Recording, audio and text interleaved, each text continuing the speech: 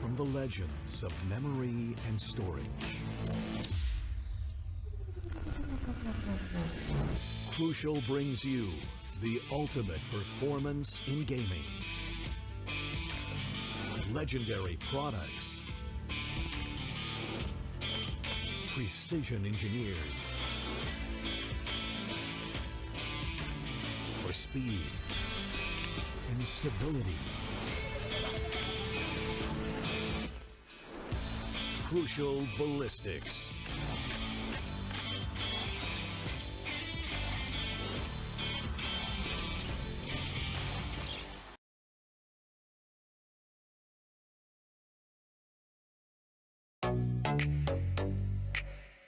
Hi guys, this is Zaya and welcome to Streamer Reviews, where gaming streamers review the best new gaming laptops. Gamers are an impatient bunch and I've got a laptop just for you. Let's look at the top 3 reasons why the Acer Helios 300 is perfect for the impatient gamer. Number 1. Its 11th Gen Intel Core i7 processor, which brings out the potential of the GPU's high-speed GDDR6 memory to ensure faster experience with higher frame rates and lower latency. Gamers hate long load times. That's why our second reason is the Helios 300's 2TB PCIe SSD. The SSD operates at PCIe Gen 4 speeds, giving you incredible read-write speeds for a faster response time. If all this wasn't enough, check out reason number 3. The 5th Gen Aeroblade 3D technology plus Vortex Flow, which lets you say goodbye to heating issues. Shout out to the Predator Sense dashboard, which lets you monitor your system, overclock, and customize everything instantly from one place. I think it's clear that this system is geared for super fast results. Get your Acer Helios 300 powered by 11th Gen Intel Core processor now.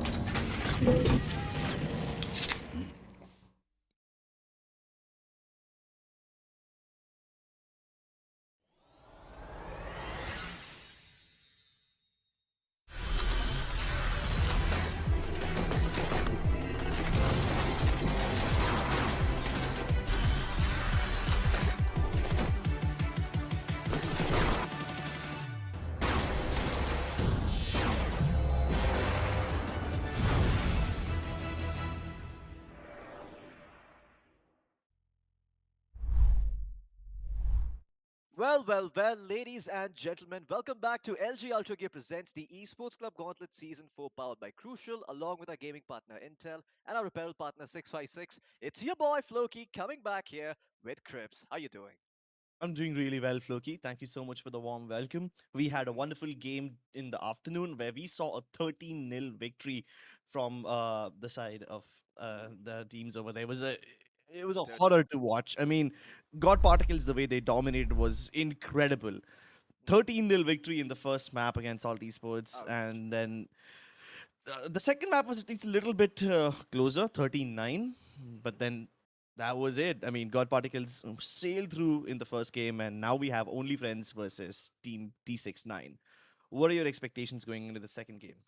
I mean, hey man, I'm walking into this blind. I'm coming here after ages. I don't even know what's been going on. But if I remember correctly, Team T69 is the team that has Binks in it. So just going by that Yeah. logic, I don't know who's gonna win, but I know we're gonna have a good time just based on that alone. So if I did have to hinge my bets, though, if I did have to, wager, I'd probably gamble on T69 because I did hear you introducing me to their roster. You spoke, I think it was you or Assassin, one of you guys spoke about there being Rafa on the roster and there being a bunch of other players that I remember from days gone by as really good players, but players who were sort of just screwed over by the roster swaps that came through. So yeah, kind of sucks for them, but good to see this team being formed over here with all of these players. And hey, maybe they can pull together a win against Only Friends.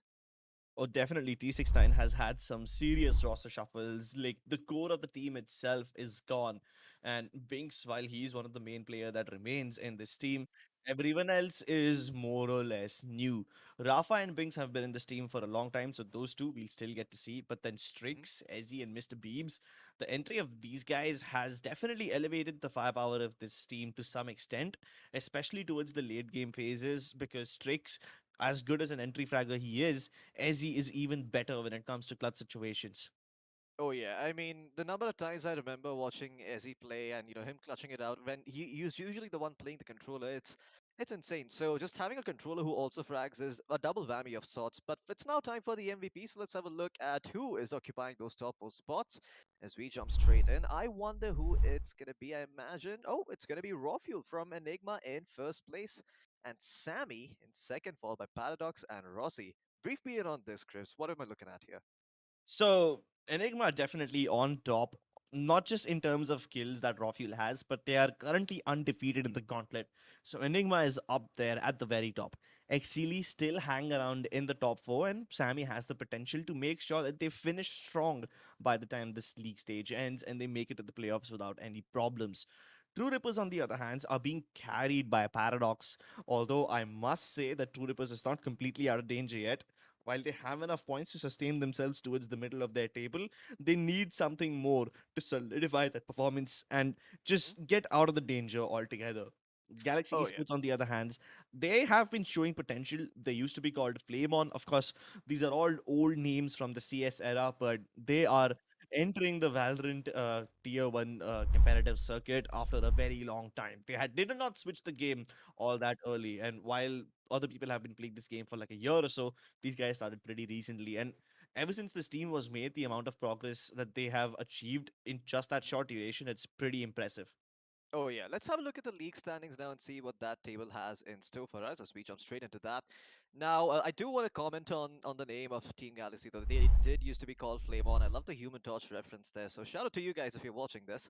But yeah, looking at the table, T69 haven't really done all that well. Find themselves in the bottom eight. I mean, sorry, in the bottom two. They are in seventh place, and they've only got themselves one win to the name with 3 points total, meaning that. Yeah, they really haven't been doing that well. Yeah, and the only reason only friends are above them right now is because of the round differential. Only Friends did not suffer humiliating losses where they were unable to achieve more than 2-3 rounds in any game. So because of that, they are still ahead of T69 for now. Although this victory will be a decisive one, because when these teams, any one of them, if they win, Mhm. they will not only get outside the danger zone, but they will have overtaken True Rippers as well in the process. Oh yeah, I mean, True Ripper is definitely a very strong contender over here alongside the top dogs. But let's jump into the team introduction as we head straight into that. I'm not too sure who's going to be coming up, so it's going to be a flip of the coin for me. It is going to be drumroll, please. Well, it is going to be T. No, it's not T69. It is Only Friends. There we go. It's going to be Cruiser God, Quake, Korang, Harshri, and SP5. Yep, Okay. Cruiser God.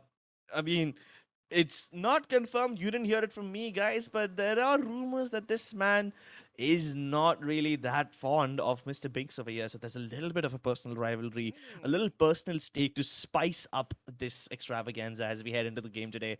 Cruiser God definitely be. I mean, he's been the face of this team for a very long time, and these guys, I mean, Mhm. their exploits in Only Friends have got the attention of ROG Academy. Oops, did I give out any spoilers? Well, hopefully you knew about that. And like I said, you Mhm. didn't hear it from me. So there are bigger opportunities knocking on the doors for players like Cruiser and Gorang. Oh But yeah. today we have players like Quake, Kev, and SP5 also playing alongside us. And while the other two kind of steal the spotlight away most of the times, it's mostly possible because their teammates let them do so and they support them in the process. Oh yeah, I mean, I do remember Gorang being on the other side of the fence now that you speak of it. I think long back, way back in 2020, he used to be the one playing the controller most of the time. And now it seems that he's changed roles up a bit. So it's other people supporting him on this roster for the time being. Let's see how that works out for him. I hope that the transition has been smooth because I have to be honest here. I don't really know what role Gorang has been playing over the past couple of these games. I imagine he's probably picked up the mantle of something like an initiator or a sentinel. I imagine it's easy to transition from a controller to that role, but if he's playing a duelist, I'll be very surprised. Speaking of which, let's have a look at the player spotlight and who's on the other end of it. Sorry to cut you off there, Crips. Please take it away.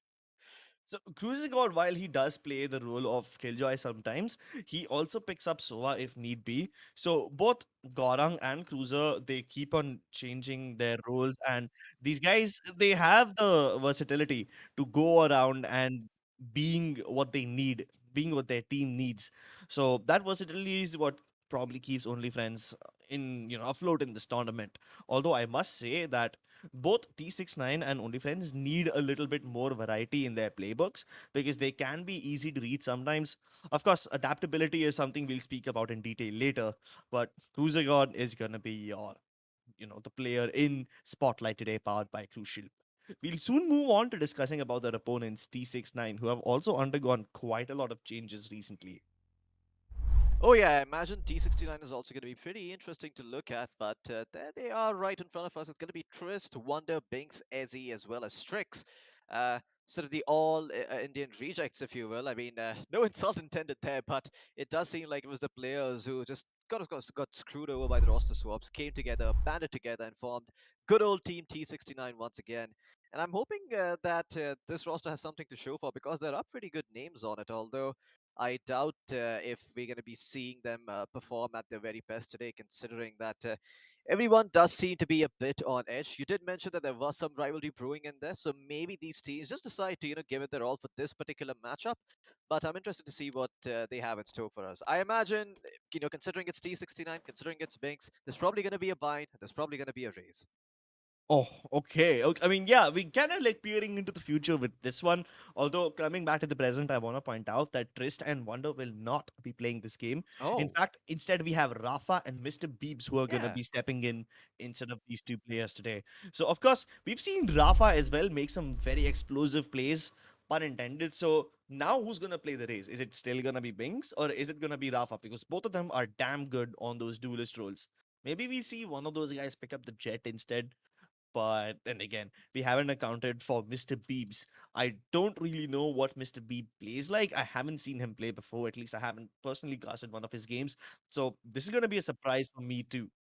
Yeah, well, let's see who's it going to be. But for now, we're going to have a look at the player spotlight and see which player takes away that spotlight from the side of T69. I imagine it is going to be okay. It is going to be Strix on the jet. not really two words that I thought I'd be clubbing together because the last I saw Strix, I remember him sort of playing the Sentinel role, if I may. I do remember him playing that Cypher and a couple of those other agents there, but it does Very seem that long he's picked ago. up the Jet. Yeah, that was way too long. But Strix doesn't. He's not about that Sentinel lifestyle anymore. I mean, the Jet has been in his hands for a decent bit now. In the last few months, he has been playing the duelist role, and in fact, he's. I mean, his performance has even gotten the attention of a lot of other teams.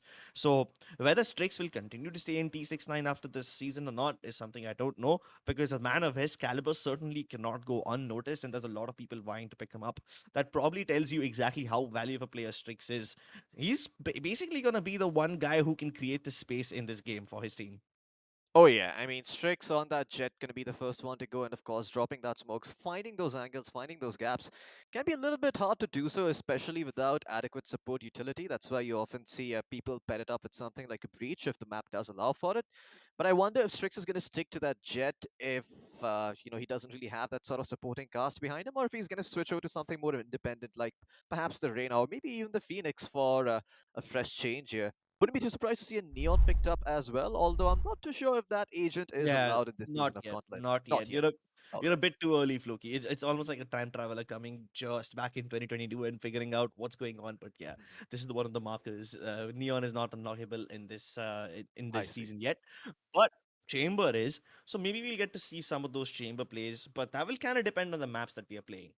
Oh yeah, so let's jump straight into that and see what the map veto looks like. I did say a bind was going to be in there, and well, there you have it. It is Team T69, it is Binks, and there is, of course, going to be a bind in the mix. It's going to be the second map, but the first map is in the favor of Only Friends. They've picked up Breeze.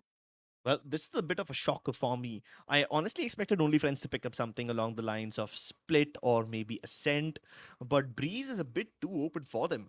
I have never seen Only Friends play Breeze, so it's gonna be a new experience for me too. But then T69 on Bind, it's a story as old as time, and we have seen that 1,000 times over. Their potential to just group together and snowball into a site like an unstoppable force, it is still ridiculously high. And especially with them starting on the attacking side of Bind, I really think T69 have what it takes to take the lead. I mean, that is if they don't already have the lead in Breeze. Oh yeah, I mean Team 69 certainly Team T69 certainly a team that can take the lead in one of these maps. I'm not sure if it's T69 or Team T69. I think it is Team T69, the latter. And yeah, well, I'm gonna leave that to all the more educated people around me here. The final map is gonna be Haven. It is gonna be played. Well, I mean, I do imagine that it is an intentional choice by both of these teams. Neither of these teams wanted Fracture in the mix. I don't blame them. I don't either. Every time I see Fracture, it's either me or my party member who ends up dodging. So yeah, no big surprises here. What? But good old Haven should Uh, be fun. oh my god, I didn't know you had such a massive hate against this map, but okay, It's just it's general okay. distaste. I wouldn't even call it hate. It's just like it's Fracture. I Go mean, next. well, now you know the personal preferences of Floki. You know what not to bring up the next time you're in a conversation with him. Although Breeze, Floki, it's rather open, and of course, Viper is going to be the staple pick in this map. My only question is, who on earth is going to play Viper on the side of T69? Oh yeah. We've seen Ezzy quite often on the Sova role, which I think is pretty much required in this game. A double initiator is something that a lot of teams use in the map of Breeze, but Mhm. given that T69 are a little more free flowing than most teams, not as disciplined as them, we might even get to see something along the lines of a double duelist. Oh yeah, we certainly could. I think it's very important though to kind of find out what those two initiators are for you because playstyles can vary like massively depending on that. You could pick up a Sky plus a KO on the map of Breeze, have a lot of potential to take sites by storm. You've got a lot of ways to clear areas, a lot of places you can throw flashes, and in general just opens up a lot of avenues for you. But instead, if you go for something like a Sova, and maybe perhaps something like a K or a Sky instead, suddenly you have the ability to play the map a bit more spread out, go for some more map control, and really force out mistakes from your opponents. It does seem that teams do have these sort of two different approaches, but once again, Breeze, it is going to be the first map, and regardless of what happens, second map is going to be played. When it comes down to Bind, do you think we are likely to see something like a KO? Because I'd have seen KO being picked up a couple of times on Bind. Not particularly Um, sold on it. I'm not really sure if we will get to see a KO on Bind, but I think we can definitely get to see one on Breeze. Just in the previous match that God Particles was playing, we saw them use the KO while the other team was using a Sky instead. But both the teams did have a Sova anyway. So that is like one initiator that is fixed. You won't ever get rid of a Sova in Breeze. Between the KO and the Sky, I guess the teams have a choice and then they'll just pick up whatever they are a bit more comfortable with. Hmm. Yep, absolutely. But yeah, if things don't go well on either of those maps, if it comes down to a 1-1, we'll be back to good old Haven, and well, Haven can certainly be fun. I have seen Team T69, Team T69, whatever you'd like to call them, also pick up a raise a couple of times. Now, not too sure exactly how you meant to play that on Haven, but more on that later. Now it's time for Breeze as we jump straight at the agent selection screen. I see a chamber in the mix. I am pumped. Well, looks Okay, like Binks is going to be that's playing Viper. oh, okay, I mean, why am I even surprised? Every time T69 come into the mix, I always have my predictions thrown around. Although I must say that both the teams picking up a chamber is really surprising. Up Hmm. until now, Cypher was still the default sentinel of this map. People were just simply not done using that character. The amount of area that you can cover with your trap fires being in a different part of the map, and then you still having the camera, along with the cyber cage buying you a bit more movement room, especially because Breeze is so open. Cypher was still the most picked sentinel in this map, but now both the teams have decided to like, nah, we don't need that Moroccan spy cam, we don't need that cameraman. We will Oh just yeah. pick up our weapons instead. They will wake up and choose violence. Both the teams, for that matter, they have chambers. Um, the only I difference over here between these teams is that the initiator is different. Instead Yeah. of having a KO, the other team has a Sky as a secondary initiator. Yeah, and once again, this is sort of, I mean, I just want to kind of go back to the old school days when people were still testing out in double duelist comps, were pretty much ruling the meta. Now it seems that on Breeze in particular, people are opting more for those double initiator rules, just choosing to go for one sentinel instead. There was a time when people used to pick up a Sage and another sentinel on this map, especially if they knew when they were starting out on defense. But I think the general role that your sentinel has to fill in is that the utility should give information and it shouldn't be limited by range. Otherwise, we'll be seeing a lot more killjoy. So, yeah, I feel like Chamber fits that role pretty well. And given what the Chamber has chosen to buy on the side of T69, Ezzy, well, he certainly has a lot of options for him at the moment. As we jump straight in towards mid. A 1-for-1 trade so far, but we'll see if they decide to push. Yep, especially with the numbers tied at 4-4. The attackers will have a massive advantage when they move into the B side with brute force. The defenders are just simply too split apart to actually contest this side, so they're gonna have to go in for a retake. Shock Darts will try to kill anyone who's planting, but they won't connect, so that's one piece of utility wasted. SP5 getting a kill through the Toxin screen, well, that's one very efficient way of thinning the numbers before you even get a chance to reveal yourselves. Strakes now taking initiative, getting the kill on the Jet. That's a diff right there, but Kev might swing when he's not aware. And that's another trade acquired. The numbers still thinning for defenders as Binks now has to take a very wide angle from where Mr. Beeps can't cover him. Oh my god, how have they not seen him? He managed to dink them both. Gorang is low on health. He just needs to find the last player. And that's going to be Kev, who's just running around, playing ring around the rosies and wasting time.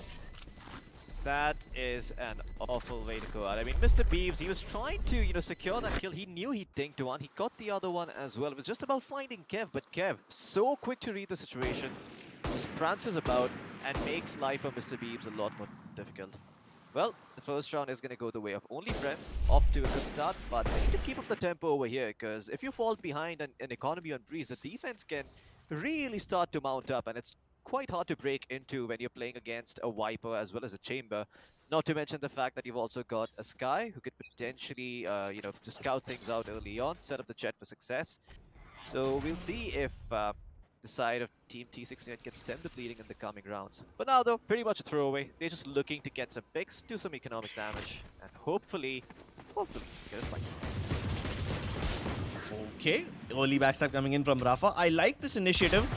They try to push towards Brown Halls immediately, and he double dinks people like that. Oh my god, would have been a lovely highlight clip if Cruiser didn't come around from behind him. And Beeps with the shock darts, doing what the guns could not do. Amazing stuff by Cruiser. He's the man who's kept his team alive for the most part in this round.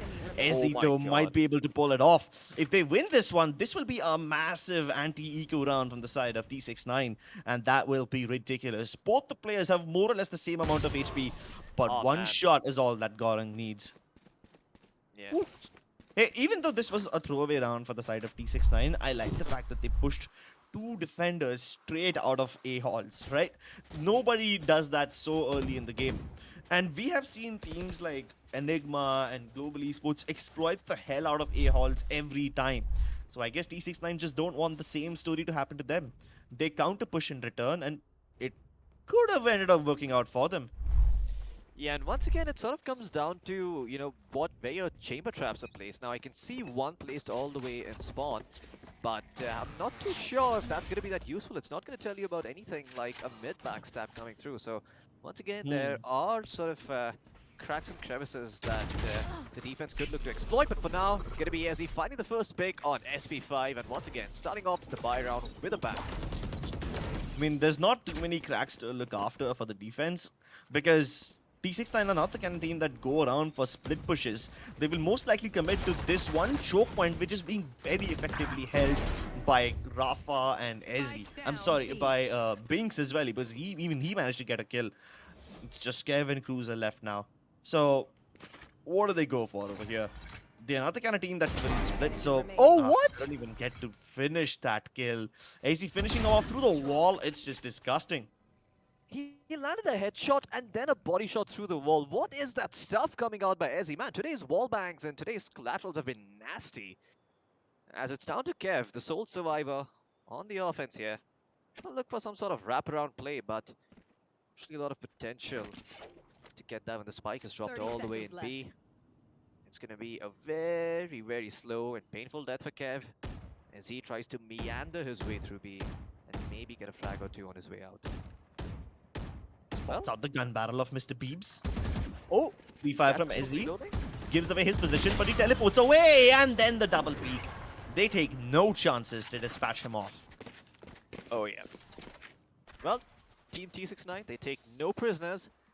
And in the end, they do get themselves around, although they do make it a bit expensive on the side of Only Friends. They were able to take down 3 rifles, making sure that the side of T69 have to reinvest heavily into this round. So, economy not looking that great for either side. Although I do suspect that if the side of T69 do manage to take this round down without too many casualties, they'll be in a good spot in the upcoming few. Well, let's see where the side of not ROG, T69 try to go. Probably going to be a play towards halls or A as they have trooped up around here, and the wiper wall has also been deployed. This could be a brilliant fake coming out as they try and maybe make their way towards mid instead, but the KO has already pushed all the way out on Rafa, so it's unlikely they get any sort of mid control as Team T69, they know exactly where the members of the side of, Team Only Friends are. Only Friends are. There you go. I am a little concerned about this KO push. He's covering a lot of area, which is great. It gives his team the information he needs, but he's out here all by himself, and if they peek him, then he has no trading potential. He's just gonna have to rely on his gun skill and nothing else. Nobody else to back him up. And he's not even peak invite, so he will never realize that the attackers are now starting to move towards cannon. They'll just straight up come in first contact against Mr. Beebs, and that will be their cue to fall back. But I guess by that time it will be a bit too late. You can see that T69 are a little aware of this because Ezzy is already rooting towards the B side, so maybe this hold will work out for them after all. Rafa, he decided to hold on to mid instead of going in for the backstab. I regret that choice, but Ezzy gonna be quick to find that first pick. Mr. Beebs with the Guardian as well, gets stacked up, has to move away.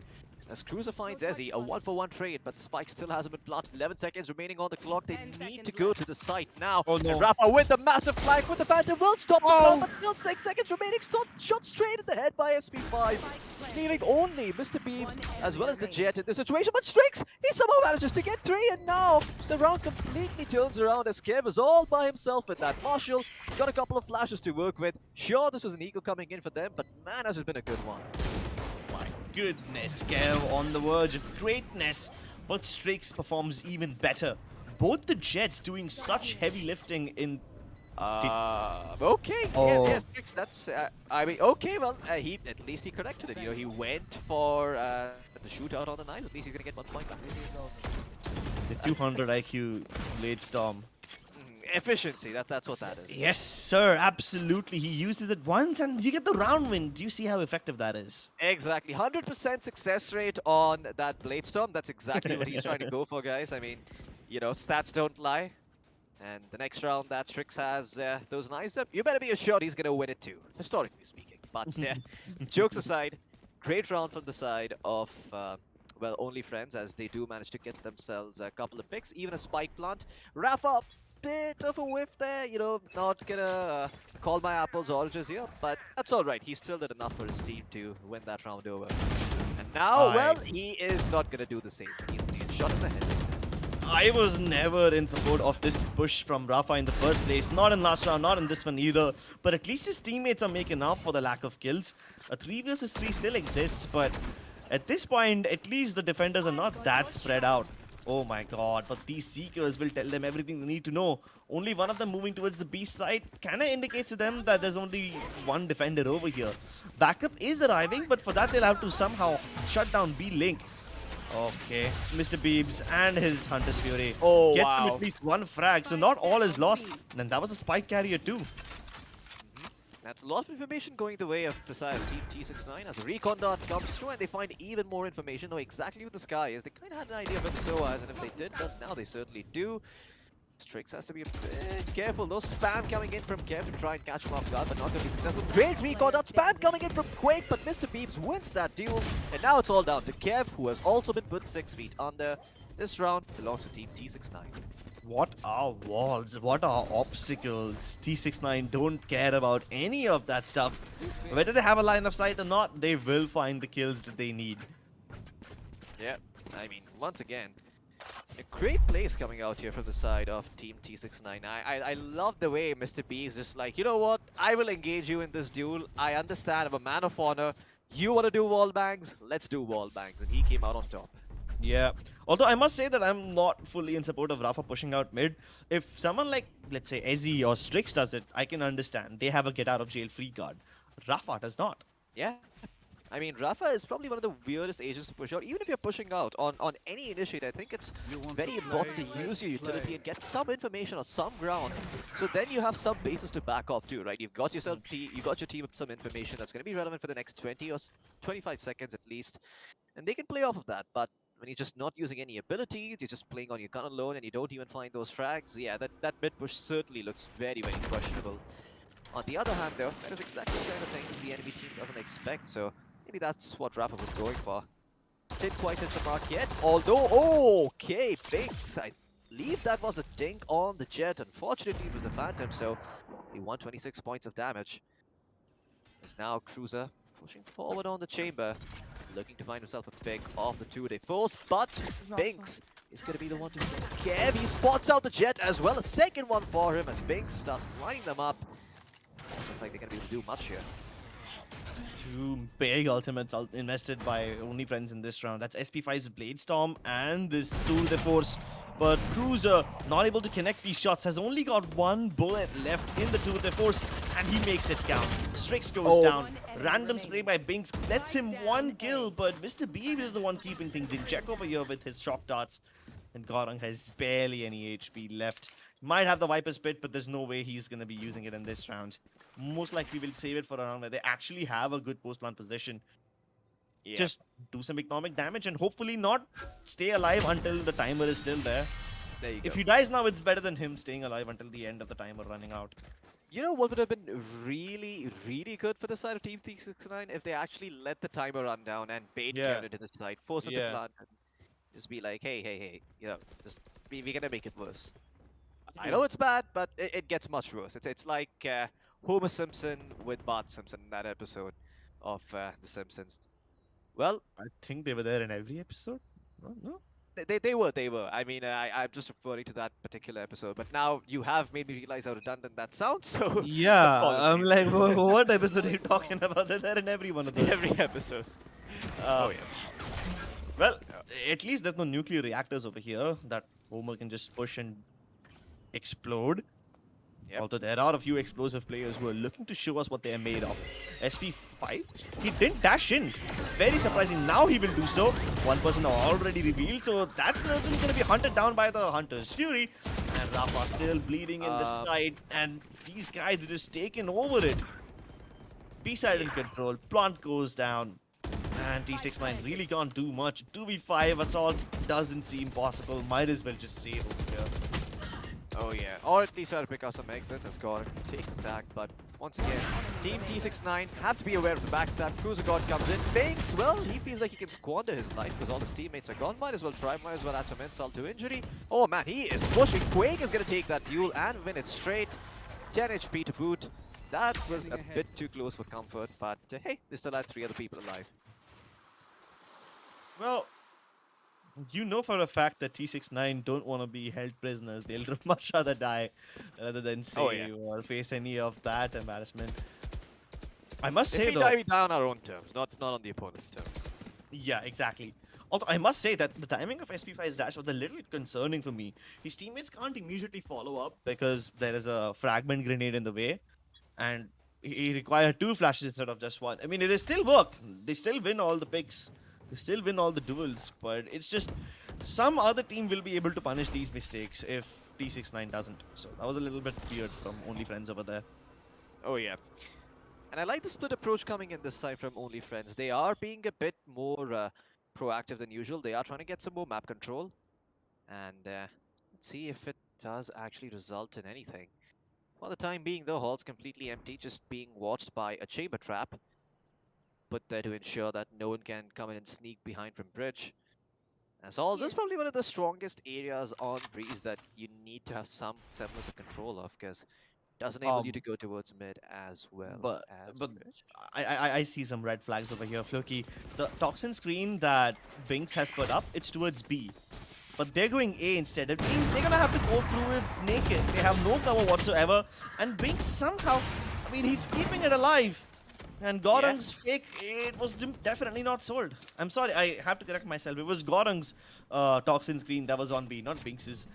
Yeah. But that, it did not fake it out at all. So these guys still have the defense up. And now the retake is on its way in. Before the postman positions are even taken by Only Friends.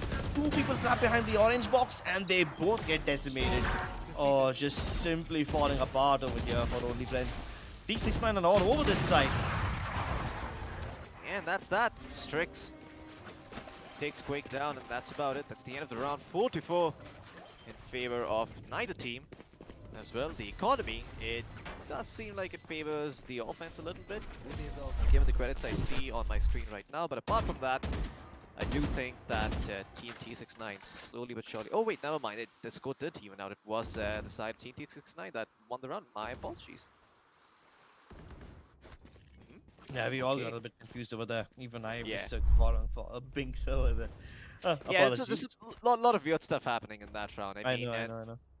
that the wall was put up by Binks on A. It's the weirdest wall I've seen in my life. And It's the counter wall Gorung- that they do. So every time a Viper uses that wall, they're basically just discouraging the attackers from getting there. At the same time, it enables the defenders to push up halls without being detected by any Cypher camera that might be on the high ground. Oh, okay. That explains a lot. Well, that could be one of the reasons why he was going for that wall, although Halls does seem empty for now. So that is going to be the case as he gets flashed out on the chamber, looking for a pick, will be revealed by that recon dart. And well, Rafa trying his best to hold as he sees so many people not able to hold on. Now the flash goes out from the KO. Unfortunately, he doesn't see anyone. Oh my god, through the recon dart, Rafa's going to find one. He's going to find 2 before he goes out, but there's just 1 player now on the server from the side of Team T69. It's going to be Binks, and once again, he finds himself in a 1v3. Looking in the wrong direction, and Quake will put him to rest at the same spot once again. So stats don't lie, and the stats definitely say that the side of Only Friends has found more success on the B side than they have on A.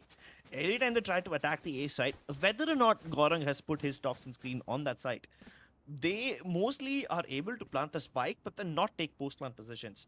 This is the pattern that I've noticed, and can't really think of ways to fix it. Luckily, I don't have to solve that problem. But every time only friends go towards the B side, they more or less find the picks that they need towards the back of site, and they're easily able to overwhelm Rafa and anyone else who is accompanying him. In this round, it's going to be Mr. Peeps. But once again, if they go towards the B side just like this, I think they can make it work. And luckily for them, the rotations on the side of T69 have not started coming in yet. So maybe they still have the time frame that they need to make this work. As he revealed, that's their cue to focus on the other guy. They'll just commit the Hunter's Fury to kill him out. And he can't even use his teleportation. So it's just bad. But as he still continuing to hold on, it's Nick SP5 wide swing to deal with him. How on earth he's able to get the kill onto Binks? Oh my goodness, SP5 delivering more than what we expected of him. Okay, good stuff by Rafa though. In the meantime, does spot out one trap. It might be able to find a pick, but no, instead pulls out the fragment at the worst possible second.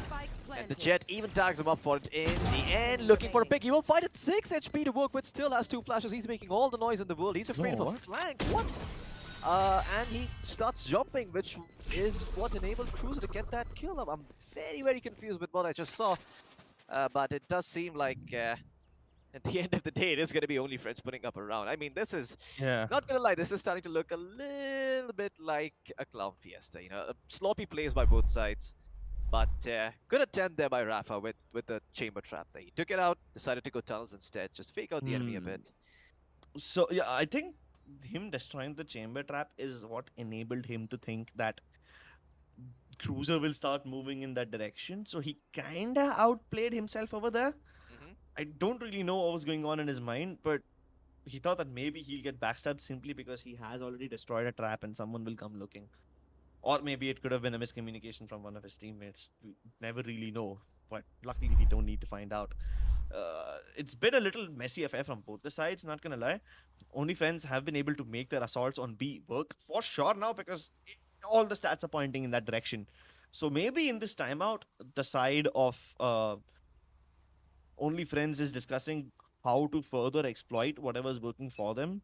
There's only 2 rounds left, so they can't keep going B again and again. They're just probably expecting that T69 will stack it or something as a counter. So yeah, they need more options. They have one stat that works for sure, but they need more than this. Oh yeah. Well, for now, it is going to be a bit of a save coming in for the side of Team T69. It's going to be a Shorty, a Marshall, Coast and a Spectre to work with here. We'll see if they can put it to good use. Rafa, he's tried to be the hero for his team, hasn't really succeeded so far. Still sees himself at the bottom of the scoreboard, but one can make the case that perhaps defense is not the best side for an initiator to have a lot of impact on. It's probably an offense where we see Rafa finally making those plays and being the fragger that we all know him to be. I remember Rafa just going berserk on agents like Raze and whatnot, but on the KO, it seems that he is having somewhat of a hard time, finding his stride. So you'll see if that gets fixed. For now though, a throwaway round. Let's see how much it costs the side of Only Friends. Yeah, they don't have all that much. Only Friends have quite a lot of weaponry, but T69 not so much. SP5 somehow surviving the flashes, but can't survive 6 and his positioning aggressively towards A main. He hasn't spotted anyone coming in, so he knows that all the attention can be focused towards the wooden double doors. But instead of going towards A, they have now taken a turn for the other side. And they're moving in via B-Link. Nobody can stop them. Definitely not Mr. Beebs as he reveals his position through the tiny doorway on top of mid. And if he tries to peek out towards the B side, there are players right behind him as well. The Sova in particular hasn't been discovered yet. And there you go. That's the consequence of not checking Quake's angle. Oh yeah, now he's got the recon data, so scout things out. Oh my god, Pinks! Sit the hell down! Quake finds another. Looking for Strix as well, the pre-fire gets him. My god, Quake just cleaning up shop on this offense as they will only lose the Jet. And guess what? Well, never mind, it was on the other side. I was going to mention how the Jet had a 100% success rate with the Blade Storm, but that was Strix. He got SP5 on the offense, not Strix. Oh, no, you gotta stop rubbing salt into their wounds eventually, Floki. Eventually, but not before the map ends. We've still got time. Why did I expect any other response from you? Anyway, last round of the half, Floki. We've got 5 ultimates in this round. Leaves with his Hunter's Fury. Binks has already deployed the Viper Spec towards the B site. good thing because only friends find success over there quite often. So this will kind of force them to move in from double doors. And Rafa is ready for this thing. He has led SP5 walk past, but everyone else is still being held back. The Hunter's Fury tags a couple of players, but that's enough. It's only a distraction. And the distraction wasn't capitalized on. Only friends still find all the frags that they need. 3 players taken down in less than 1 second, and now only friends spoiled for choice. They take down the only person holding the site, which was the Viper. The chamber utility was there on B instead of where it could have been towards mid doors, or it could have been towards, A halls or A main, literally anywhere in the world. But club the Viper and the chamber together doesn't make a lot of sense, and now it's 4v2 for the side of only friends. The operator in the hands of Cruiser God. Well, doesn't really matter. Still a 3v2, and that Viper split is going to make life hard. Although the KO does not bring it down, so still going to have that to worry about. Just go straight in. Oh, the headshot. Okay, Strix. No way Strix can find all these people. He fakes the resurrection on the KO, but then he fakes the tap on Spike as well. He is so paranoid. I know, right? And Kev is just not at all bothered. Rafa finally takes away. Quick! He was more than patient, getting his team the security that they need. What a painful round for the side of Team Only Friends there. Have to say, that was a little bit too close for comfort in the end, but hey, they do manage to clutch it out. Yeah. Once again, they've Quake to thank for it. How many times has Quake come in clutch already? I mean, I've lost track. Exactly. I believe it's been like 4 rounds. I mean, in this round, he knew that he had the round in the bag. First of all, he tried to go ahead and fake the resurrection on Rafa because he was in his ultimate form, and then he tried to fake tap the spike as well. So Quake knew that both of these things are bluffs. If it was just either one of those, then probably he would have fallen for the fake. But nah, he's like, you can't bluff twice in a row. I've played too much poker. Oh yeah.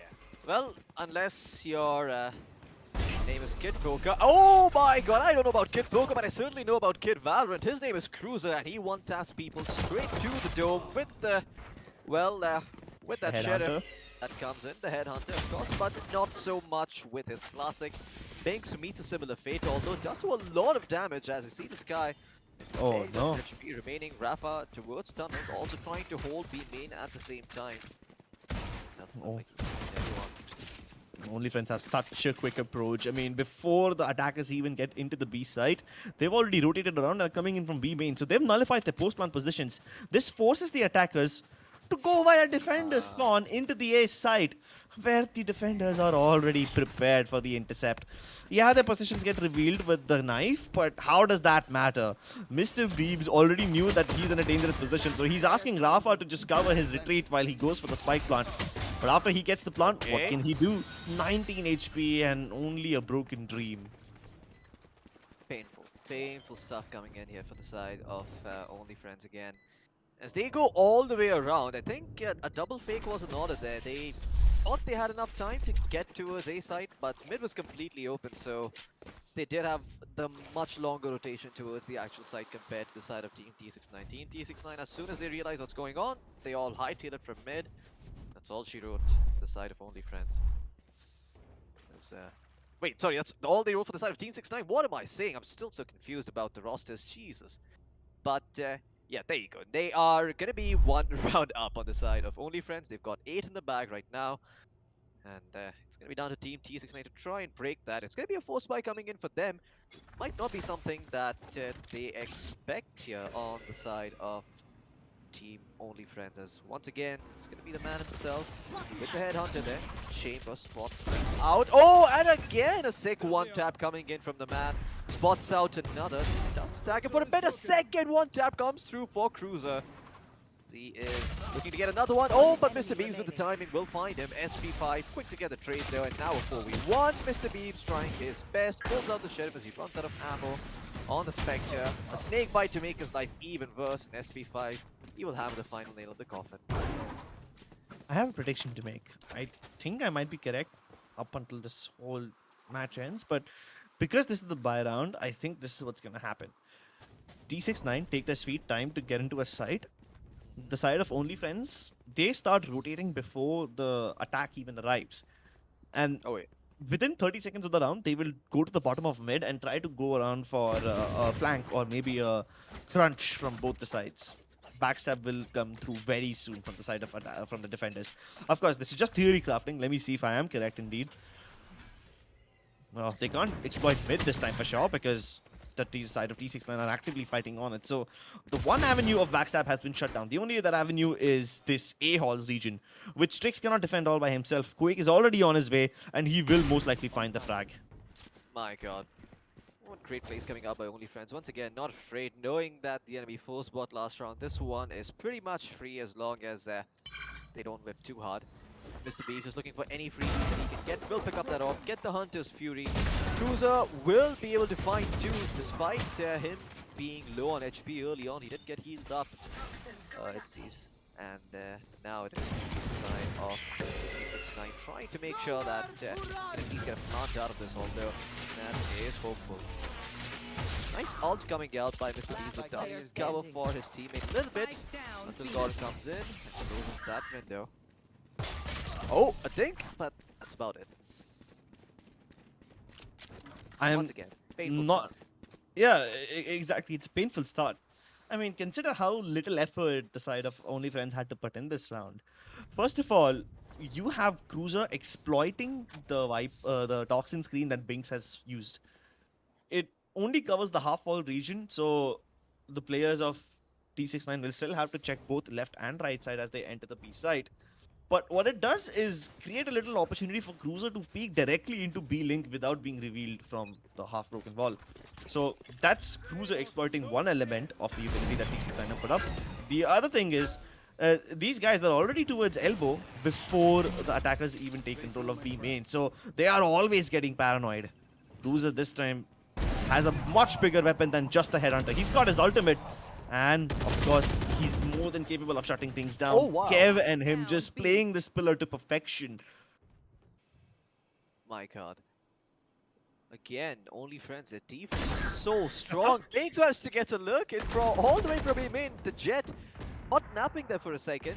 And his teammate is on pay the price. And, well, Ezzy on the other side, looking to salvage this round. But in a 1v3 and only 25 HP, it's kind of hard to do so.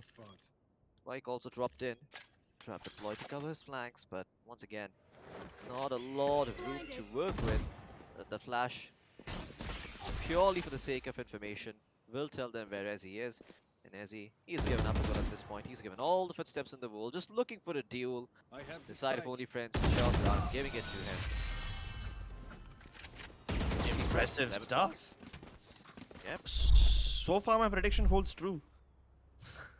Yeah, well, I did say it was going to be entertaining. There you go, Quake getting the reward there as someone feeds him.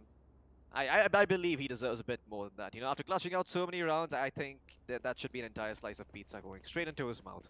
Or a laddu. I love it. Okay, then. I mean, they do say that you should have something sweet every time you accomplish something nice. Although they haven't just accomplished their win yet, the match is still, you know, far from its last leg. Yeah, of course, OnlyFriends might be able to win in the first map, but SP5, as long as he keeps on getting kills through the toxin stream like this, nothing can satisfy him. Binks swinging around the left-hand side, getting the kill onto Cruiser. It does give them a little bit more room to work around the pyramids, but it doesn't completely keep them safe. Definitely not safe from SP5. And even if they do manage to kill him, they can't dodge the shock darts from Quake. He's found so much success in this region. Every time T69 are trapped behind pyramids, those shock darts are just so nasty. This shot was nastier, but it's just for style points. It doesn't give them the actual round points that they need. Yeah, and that's it. It's 12-5 now. Fat lady in the distance. Yeah, I hear a voice singing. Soon enough is going to be singing the praises of Team OnlyFriends and the one in many clutches that Quake pulled through on the offense. But yeah, map point here for the side of OnlyFriends. They do have a buy on the side of Team T69, so it's not going to be very easy. Ezzy's probably going to be playing on the Headhunter, Rafa and Binks with the rifles, while Beebs does have the Guardian to his name. And Strix also consider just going for the orb and playing off the Blade Storm, but it doesn't look like it's going to happen. Well, there's the ultimate dart from the chamber. Let's see if he can find anything with it. The poison off for now just blocking things. And the drone as well doesn't really find much as Gorang succeeds in keeping them at bay.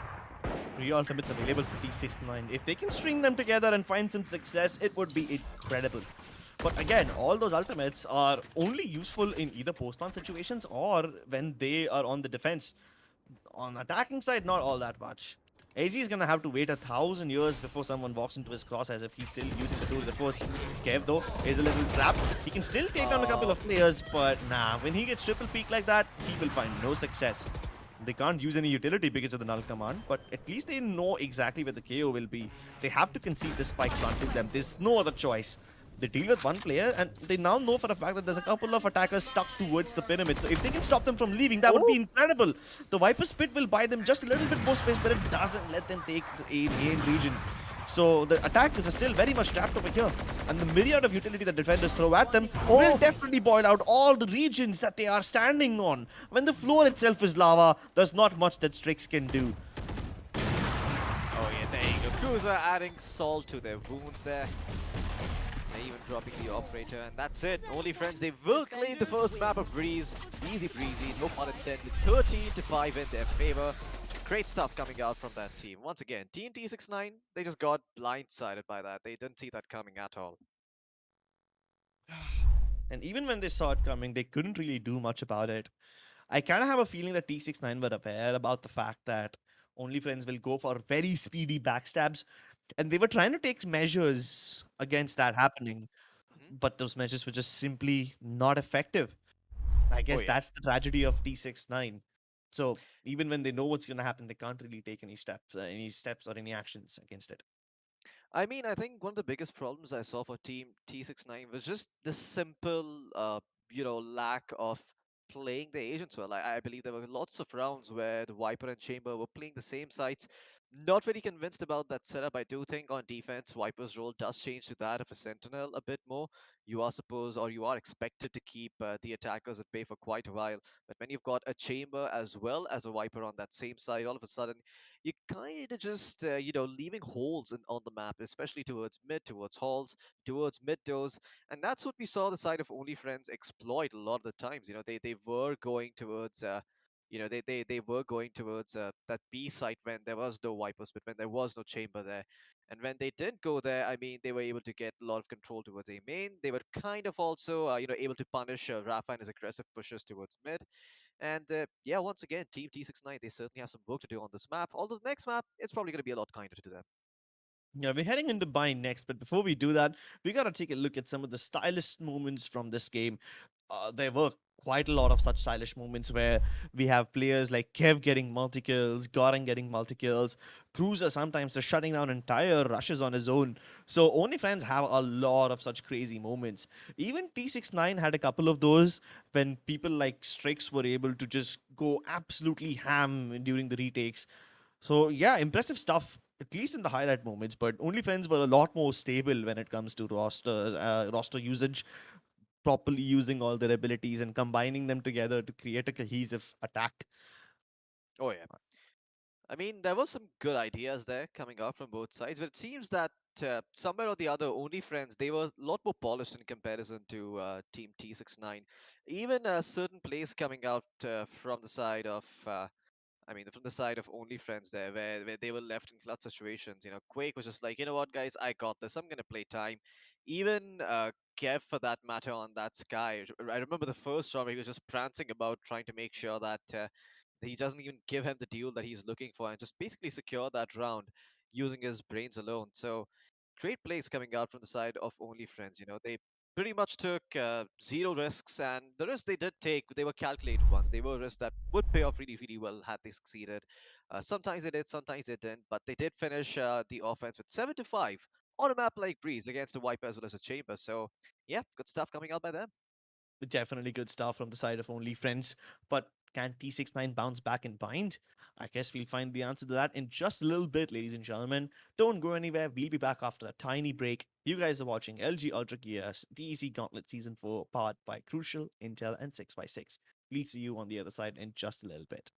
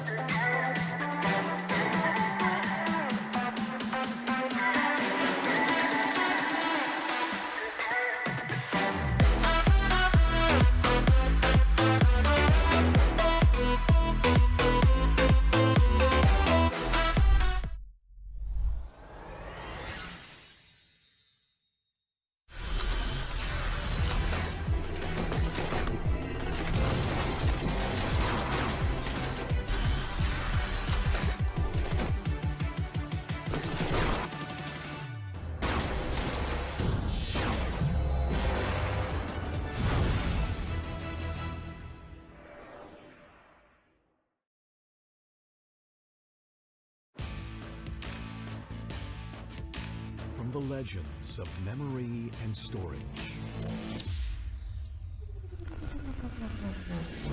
Crucial brings you the ultimate performance in gaming.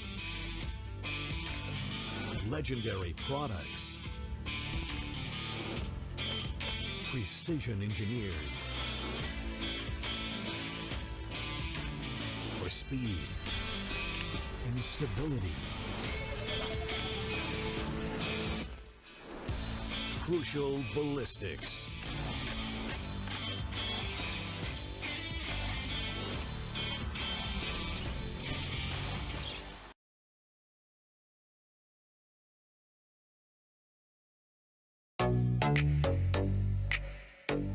Hey guys, I'm Ankita. Welcome to Streamer Reviews, the place where you can watch gamers review the best new gaming laptops in the market. Gamers love exploring the vivid detailing of their favorite games. This demands a system that can support their immersive experience. So, we'll be checking out the Intel-powered Lenovo Legion 5, a laptop with features that let you dive into the exciting world of gaming. One of the most important aspects of the Lenovo Legion 5 is its 11th Gen Intel Core i7 processor, with a base clock speed of 2.3 GHz up to 4.6 GHz turbo. It flaunts 8 cores, 16 threads and 24 MB cache. The Legion 5 lets you untether your gaming experience with Intel Wi-Fi 6, ensuring you can enjoy your favorite games wherever you like. Play on the go with up to 75% less latency. The Lenovo Legion AI engine optimizes performance automatically to any of the top 16 AAA games you're playing, with auto detection dynamically allocating CPU and GPU usage accordingly to get up to 15% more FPS. Speaking of senses, there's another sense that's also important for an immersive experience: sound. Thankfully, the Legion 5 has this covered as well. A pair of stereo speakers enabled with dynamic audio gives you an immersive 3D audio experience. Why wait? Get your own Lenovo Legion 5 and dive into the world of gaming today.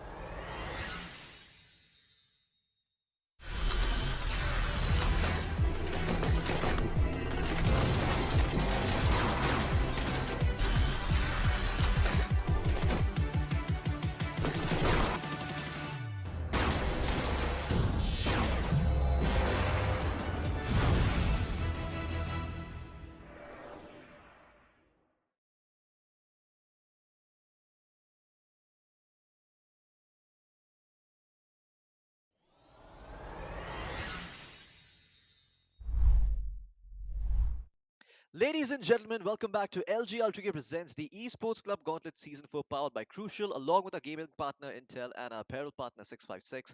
My name is Fluky. Joining me for this one is going to be Crips. Make sure you scan that QR code down there below and get yourself a Red Bull to enjoy this match with. But so far, only friends, they are one up against the side of Team T69, and the map they won was Breeze. Well, it was easy breezy for them indeed. These guys were able to get inside the heads of T69 and quite literally get inside their territory as well before T69 could even have any warning bells ringing around. So they never saw the backstabs coming, they never saw the flanks coming. Only friends were quick on their feet, nimble enough to go around the map quickly enough before T69 can even complete making their first setup moves. And only friends by that time have already, accounted for every single move that they will be making throughout the rest of the next round. Oh, yeah. Well, that's basically Breeze in a nutshell. Going into bind though, I think T69 can definitely put up a much better fight. Yeah, most certainly. I mean, Bind historically has been Team T69's maps. That's where they've been very, very successful.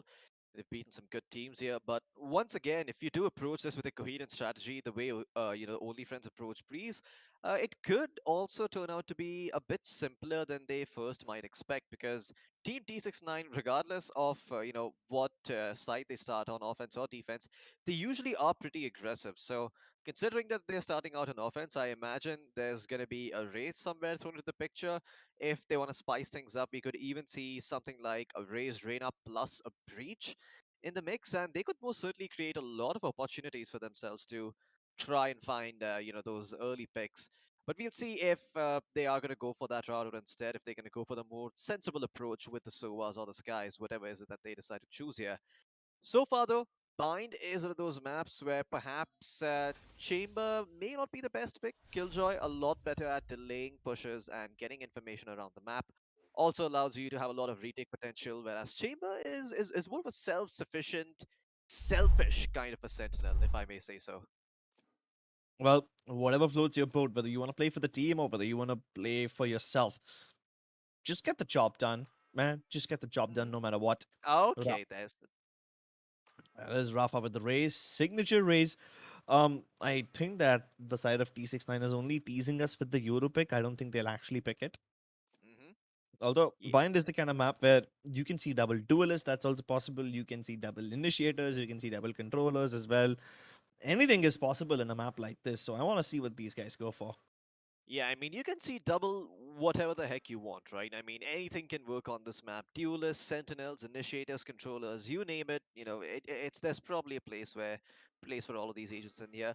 Not for the Neon though. I did see SP hover over that for a bit. He was considering it, but does look like they will instead be locking in the Jets.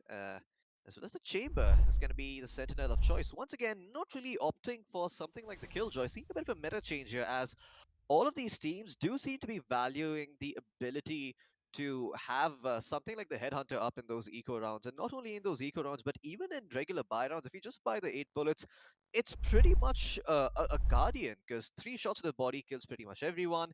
A shot to the head straight up kills you no matter what the distance is. So that's pretty much what the Chamber has with his kit, and you add a couple of information tools in those in those little gadgets that you have, as well as the ability to teleport.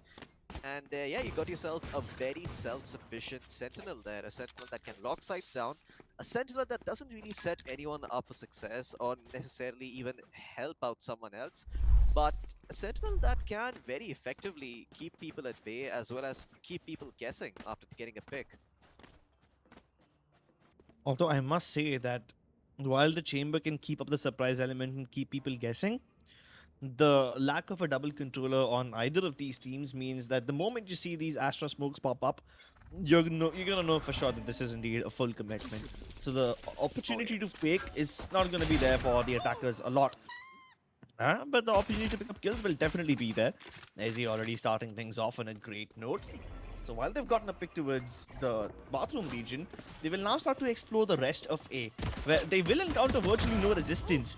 Quake trying to contest U-Halls is most likely gonna die, and this is a bit Oh. unexpected. Strix had no reason to overextend, but hey, as long as his team has the man advantage and the plant, I think it's all good in the hood.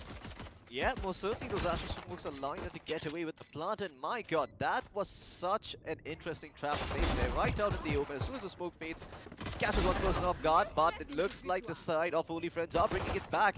The Astra with the frenzy doing some real lifting over here, as Rafa now finds himself all alone as he watching the cross that he needs to be set up. Gorong with the first one, and now there's only a lone Astra in Ezzy by herself in Bats, and she will be cleaned up too, as Only Friends will get the defuse. The round belongs to them.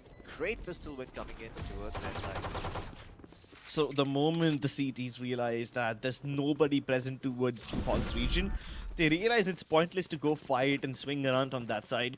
They both doubled up and they focused on the one poor race trapped towards the triple box. So isolated Rafa, and then it was just the last person left towards Bath. So they could go ahead and defuse any way they want.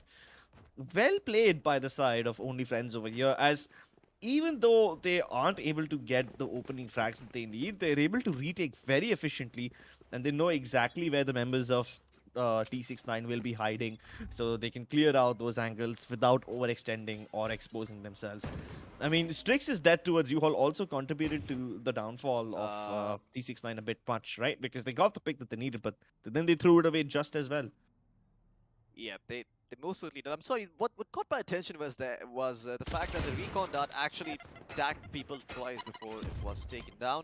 Yeah. Rafa with the sheriff there. Just up a little bit. Binks looking for an opportunity. Opting to fire sheriff over the headhunter. I do like that decision. You know, it is a bit of an eco round. You need more than just 8 bullets if you are to do some work. And Rafa also finds a couple. In the meantime, Binks just pushing straight in, triggers the trap. They know where he is. Oh, Good no. drop. Sniper pulls it out at the worst possible time. And the punish is there from Quake. A recon dart to scout things out as well. It will tell him that there is indeed someone holding that area. Mr. Beaks, though, cool shock dart coming in from him. Does tag up Quake a little bit. Let's see if he can burn that though. As Rafa can be the first person to go in. They are looking for a spike plant here, but are they going to be successful? Well, the spike is all the way towards B, and they might not have worked this one out. SP5 will be there to get Strix. And well, he's going to find the second one as well on Mr. Beebs. No spike plant this time, Crips. This round is done and dusted. And right as I say that, the Caster's Curse strikes. I mean, it is more or less done and dusted. 13 seconds, 1v3, spike drop deep inside enemy territory. As he can just hope to die so that he doesn't get penalized for staying alive.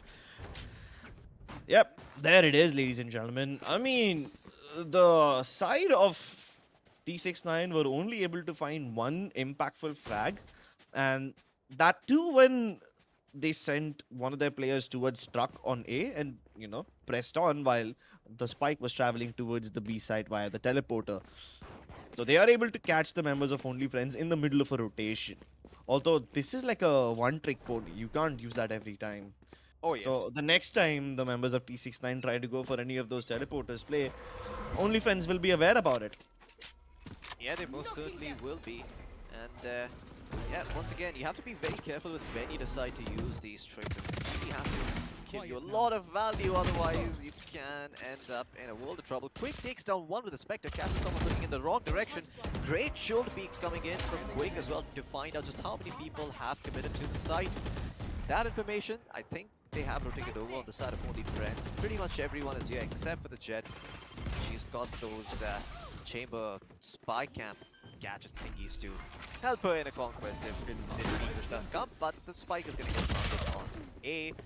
Quake is going to find another one. 3v5 now, and it's almost a 3v2 as... Okay, well, Quake is going to find another one. Kev finds one more. Kev lines up two with that frenzy. 3 upgrades for Only Friends. Their economy is going to be so strong after this win.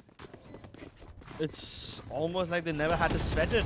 It was a bonus round for Only Friends. But they upgrade to pure Vandals and Phantoms at the end of this. They didn't lose a single player and they managed to retrieve the weapons that were purchased by the side of T69. They were the ones who had better weaponry this time, mind you. But the smokes from Ezzy were just simply not present on time. And when they did try to go for the spike plant, they didn't take any post-plant positions after that.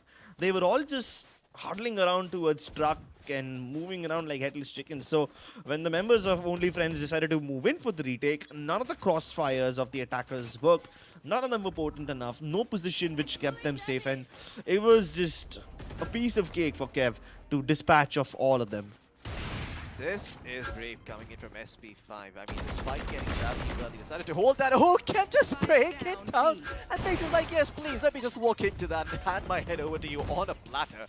Strix going in with the Sheriff. Oh my god, gets shot into the face. Another operator shot comes out towards Rafa. This side is locked down. Team T69, no entry for you. Mr. Beams, sure, he'll get a pick towards Hookah. The site is a far cry. It is indeed a far cry. They can at least try to bait out the utility from the side of Only Friends so that they don't have anything else to gather information. I mean, time is available for the side of T69, but they haven't given away a lot of misinformation to Only Friends. This push from Bath, it won't really accomplish much. But yeah, if Cruiser finds the timing, then he can go for a backstab towards short just as these guys start to cross. And I think he'll find that timing when the trademarks get triggered. So that's his cue to start paying attention towards the actual site more rather than staying towards path. Still, very little utility to actually help them hold on to the site once the spike goes down. Cruiser not willing to engage. He realizes that he can give away the site because he will know the post-plant positions of these guys. It's very predictable where the attackers will hide in a situation like this. Oh, but Ezzy, he has... Did he have a line of sight towards SP5? No, he did not. That could have been a free pick. And he ventured out, but he did not feel very safe. A shock dart straight to his face, but SP5 walks it straight up, makes it a 2v2, and that gravity well will actually enable them. Thankfully, there's a teleport out there for the chamber, and the clock is taking the defense. They need to stick the spike here, and Ezzy going on a long flank around. He's going to find one, they're going to find two. Mr. Beeps comes in with a kill on Cruiser, and a Thrifty comes in for the side of Team T69 as they somehow make it work. As he has to be the clutch player every time for his team. The game sense on this man is simply impeccable. First of all, I have to point out that him going into the astral form to play stars just around the spike, while being inside U-Hauls of all places, is such a big balls move. He could have died immediately. In fact, he took some damage from the shock dart while he was in his astral form. So that was a massive risk, but he ended up converting it into a round win. Oh, yeah. Not just that, he was able to go all the way around the truck to execute them in the backs of their heads. And once again, SP5 feeling brave with that operator. Will happily eat a gravity well as an out dart. As Kev also gets spotted, Binks cleans him up with the Vandal. Kev not really expecting that push to come in again. And now Team T69 with the man advantage. Be able to do a lot of work here. The other part of the map, Jones really ventured out, got more map control. SP5 is all by himself, all by his lonesome, a lonely operator towards elbow. But he will be able to trade back towards the shadows into the safety of the Astra smoke. So it's gonna be okay for now. Oh my god, look at that. Binks is now trying to return the treatment that he was meted out when he was trying to peek towards Hook. I believe it was the Raze who ended up killing him there, Kev on that Raze, but this time around Kev is not there, so Binks has nothing bodied off. Oh, the shorty comes out, but there's not much that SP5 can do. Rafa holds the side, gets two. This round is done and dusted.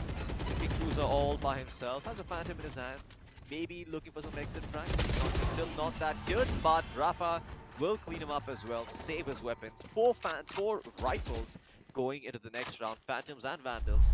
The side of Team T69 as finally they start answering back and building up their bank.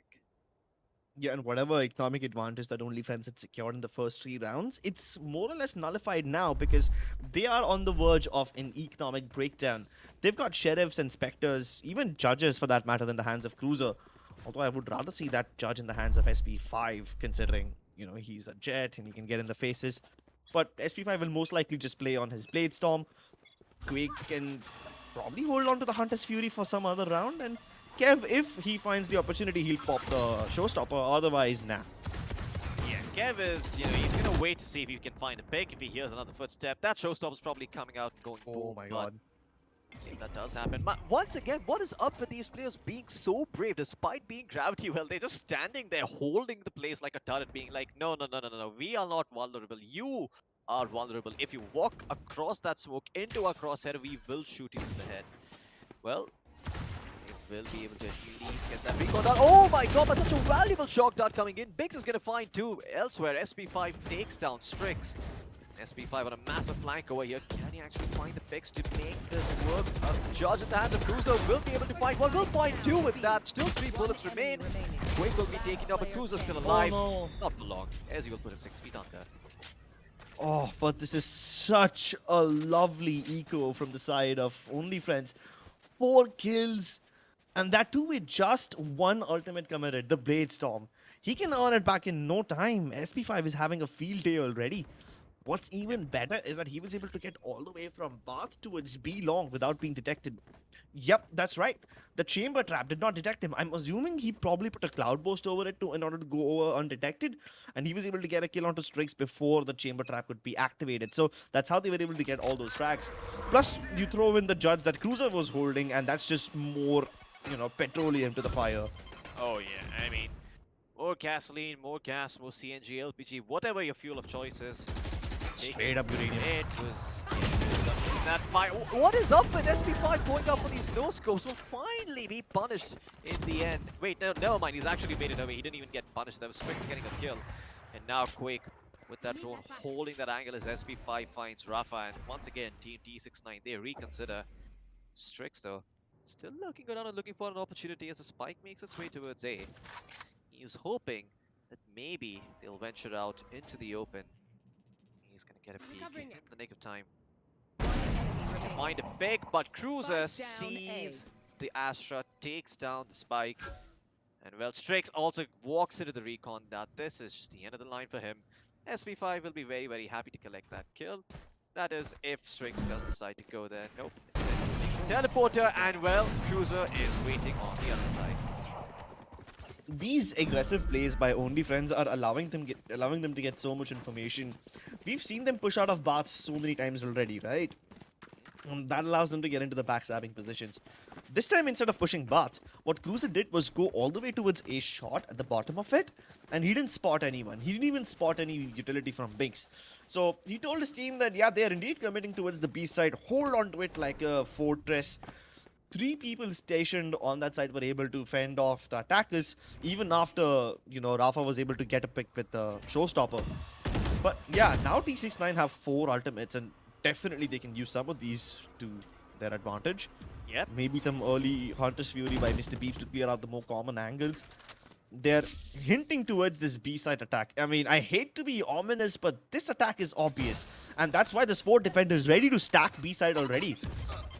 Ouch. That kind of hurts, but I do agree with you, Chris. I do want to point out that you had said earlier in the previous game that the side of Team T69 didn't really have a lot of good ultimates that allow them to take sides. I feel like this is a similar case here. They've got 3 out of their 4 ultimates that they have up. All have to do with abilities that allow you to kill enemy agents, not really to get control, not really to take space on the map. You've got the Astral Divide, the Cosmic Divide that does allow you to get some distance, but that's not exactly reliable. It does require you to couple with other ultimates to really make it potent. Kev finds 2, somehow all up in the corner, who will find a 3rd one. My god, just start batting at this point. And Cruiser God, or well, just Cruiser now, as he likes to be known, will also find a kill on Ezzy. Once again, Team T69, they are unable to find any sorts of picks on this offense. And once again, one does have to ask the question, is picking up a chamber when you know you're starting out on offense worth it? I mean, at least on offense, it doesn't really matter whether you're using a chamber or a Cypher or a Killjoy for that matter, because you still get 2 trademarks. So the anti-backstab is going to be a factor that's relevant every time. What's even better is that you get a chance to fall back after taking risky picks.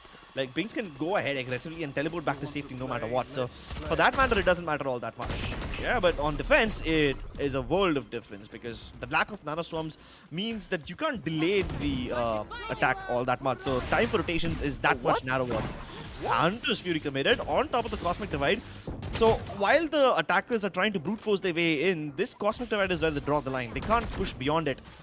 Cruiser just trying to flirt with danger as he jiggles past that little ultimate, hoping to find someone looking the wrong way, but he's not gonna get that. Shorty still hasn't found any action, but at least the spike hasn't been planted yet, so this is a mistake.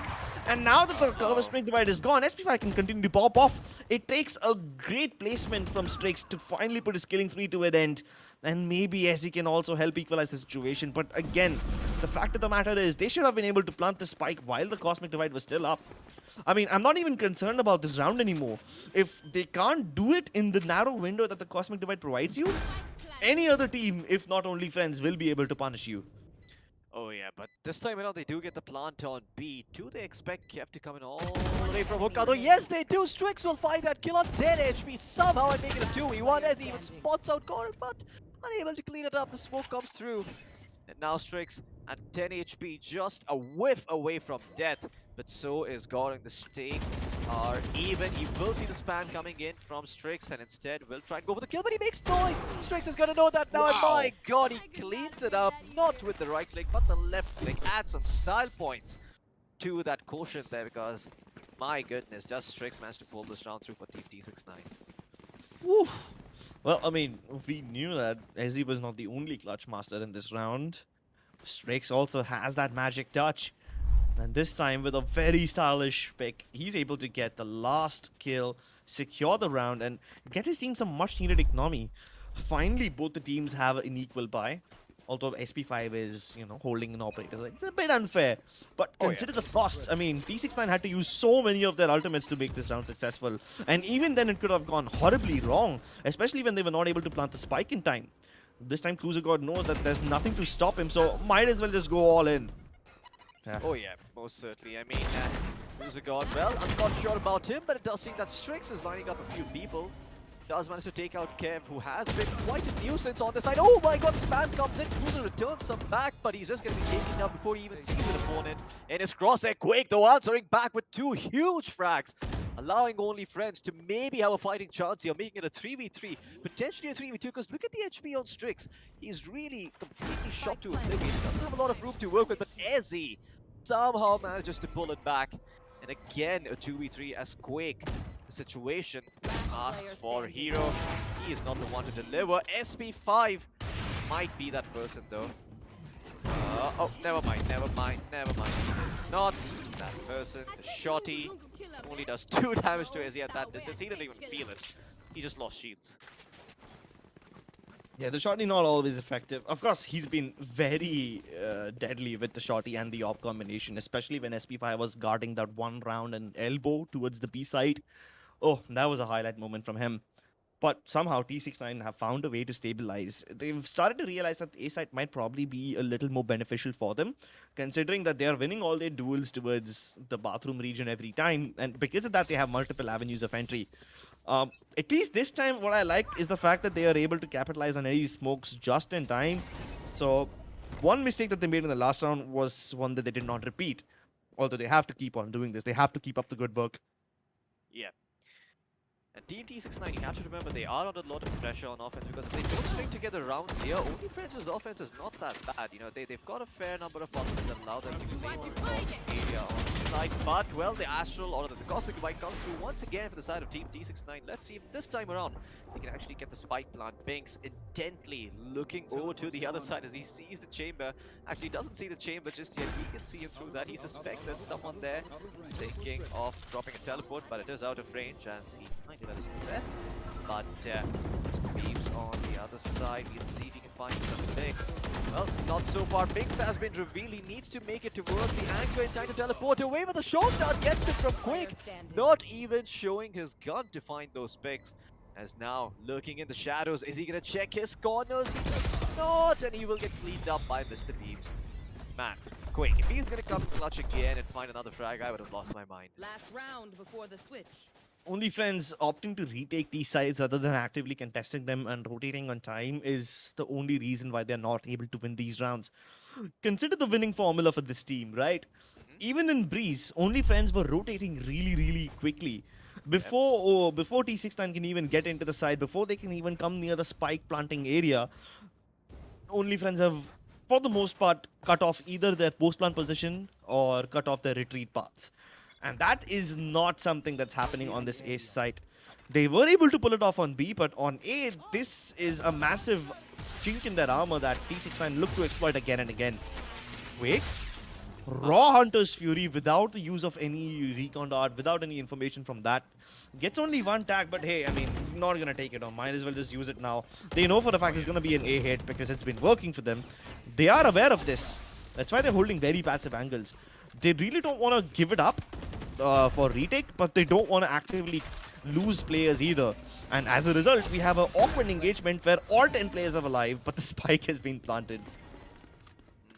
And once again, it seems like a fair number of chamber traps were triggered, and Binks was able to find a pick on the back of that. But now a 4v5 for the side of Only Friends. Gets control for the side back. SP5 and Goran both chime in at the same moment, able to find a pick. Quake is also going to get one all of a sudden. Blink and you miss it. It's a 4v2 for Only Friends. Ezzy trying to salvage the situation, but is not going to succeed. Rafa all by himself. He's trying to isolate these duels. Will find one. The satchel comes through. Avoids the shot from the orbit. Takes out the Frenzy to clean up the spike defuse, but is unable to do so. And SP5 with the classic goes up close and personal. Delivers the triple combo, the burst fire there, and that's the end of him. 6-6. as we now switch over to defense for the side of Team T69. Let's see what they can put up on the other side. I must say that both the teams are at an equal level at the end of this first half. Of course, the scores indicate so, but I'm speaking from a perspective of how much of a lead they have into each other. I mean, we started off with OnlyFriends getting the lead, and then somehow T69 were able to find a strat that works for them every time and exploit it frequently enough to build up a round buffer. Of course, OnlyFriends did manage to figure out what was going wrong for them, so they adjusted in the last round, and that's why we saw that awkward interaction where all 10 players are alive, because OnlyFriends were like, yeah, we're just simply not going to rotate. In fact, we're not going to make any moves. Just let this go into retake. Now that the sides have switched, I want to see how aggressively OnlyFriends play, because for now, they're just gathering up outside of B long and hookah, but they haven't really revealed their intentions yet. Even the spike hasn't been spotted. T69 also not looking to engage that deeply, so they're just waiting for the push. And this battle of patience will boil out an entire minute with absolutely no kills going in any team's favor.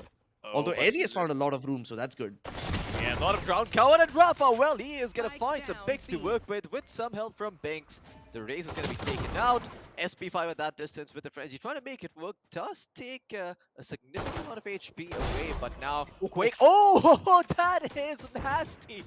Ah, the burst one at that range just connects with a headshot. Rafa completely whipping with that frenzy is going to be cleaned up again. A triple burst comes in from that man. However, Strix is like, enough with your shenanigans. We have had it. And Ezzy will come in from the flank to clean it up. 7-6 in favor of Team T69 as they win the pistol.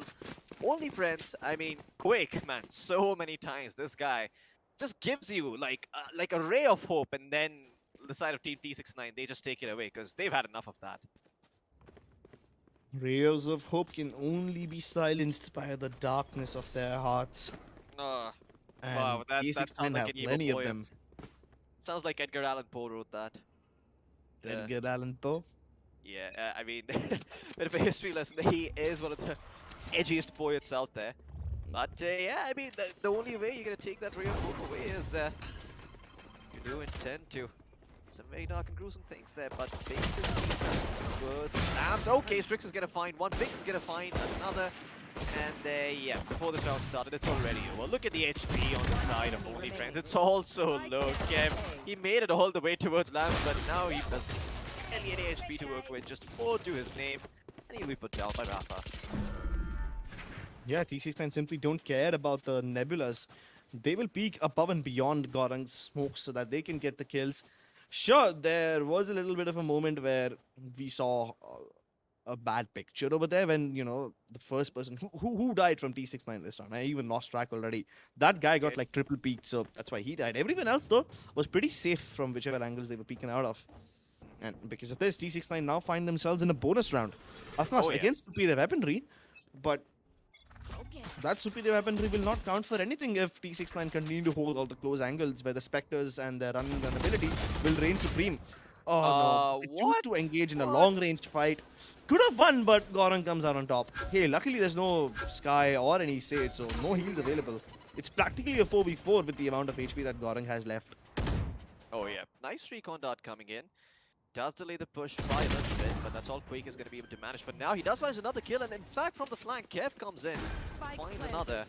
It's now a 5v2 in favor of Only Friends. They're going to be looking to take all these rifles into the next round because their economy hasn't been doing so well. So any kills from Team T69 will have a lot of impact as pretty much a throwaway round for them. They kind of want to play for next.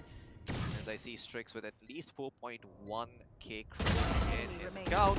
Cruiser's going to find Binks. And there you go, they know where Strix is. Strix is like, ah man, I've been caught. The best part about this round is that it's a flawless one. They don't lose any weapons, they carry forward all their weapons into the next round. They don't have to reinvest, and that's how the economic snowball starts to pile up. That's how it starts getting bigger. Now, this round will be the acid test for both the teams. They all have equal amounts of weaponry. Hell, in fact, they might have a little bit of a compromise because Strix has an op, but you know, to balance it out, Ezzy has a Spectre. So I guess one stronger weapon in favor of a weaker one. Either way, both the teams are equally matched, and the team that wins this round will not only have a lot of economic momentum, but they might just be able to dictate the pace of the rest of this half. potentially could mean we have a map 3 over here. Although, SP5 is trying to go ahead of smoke.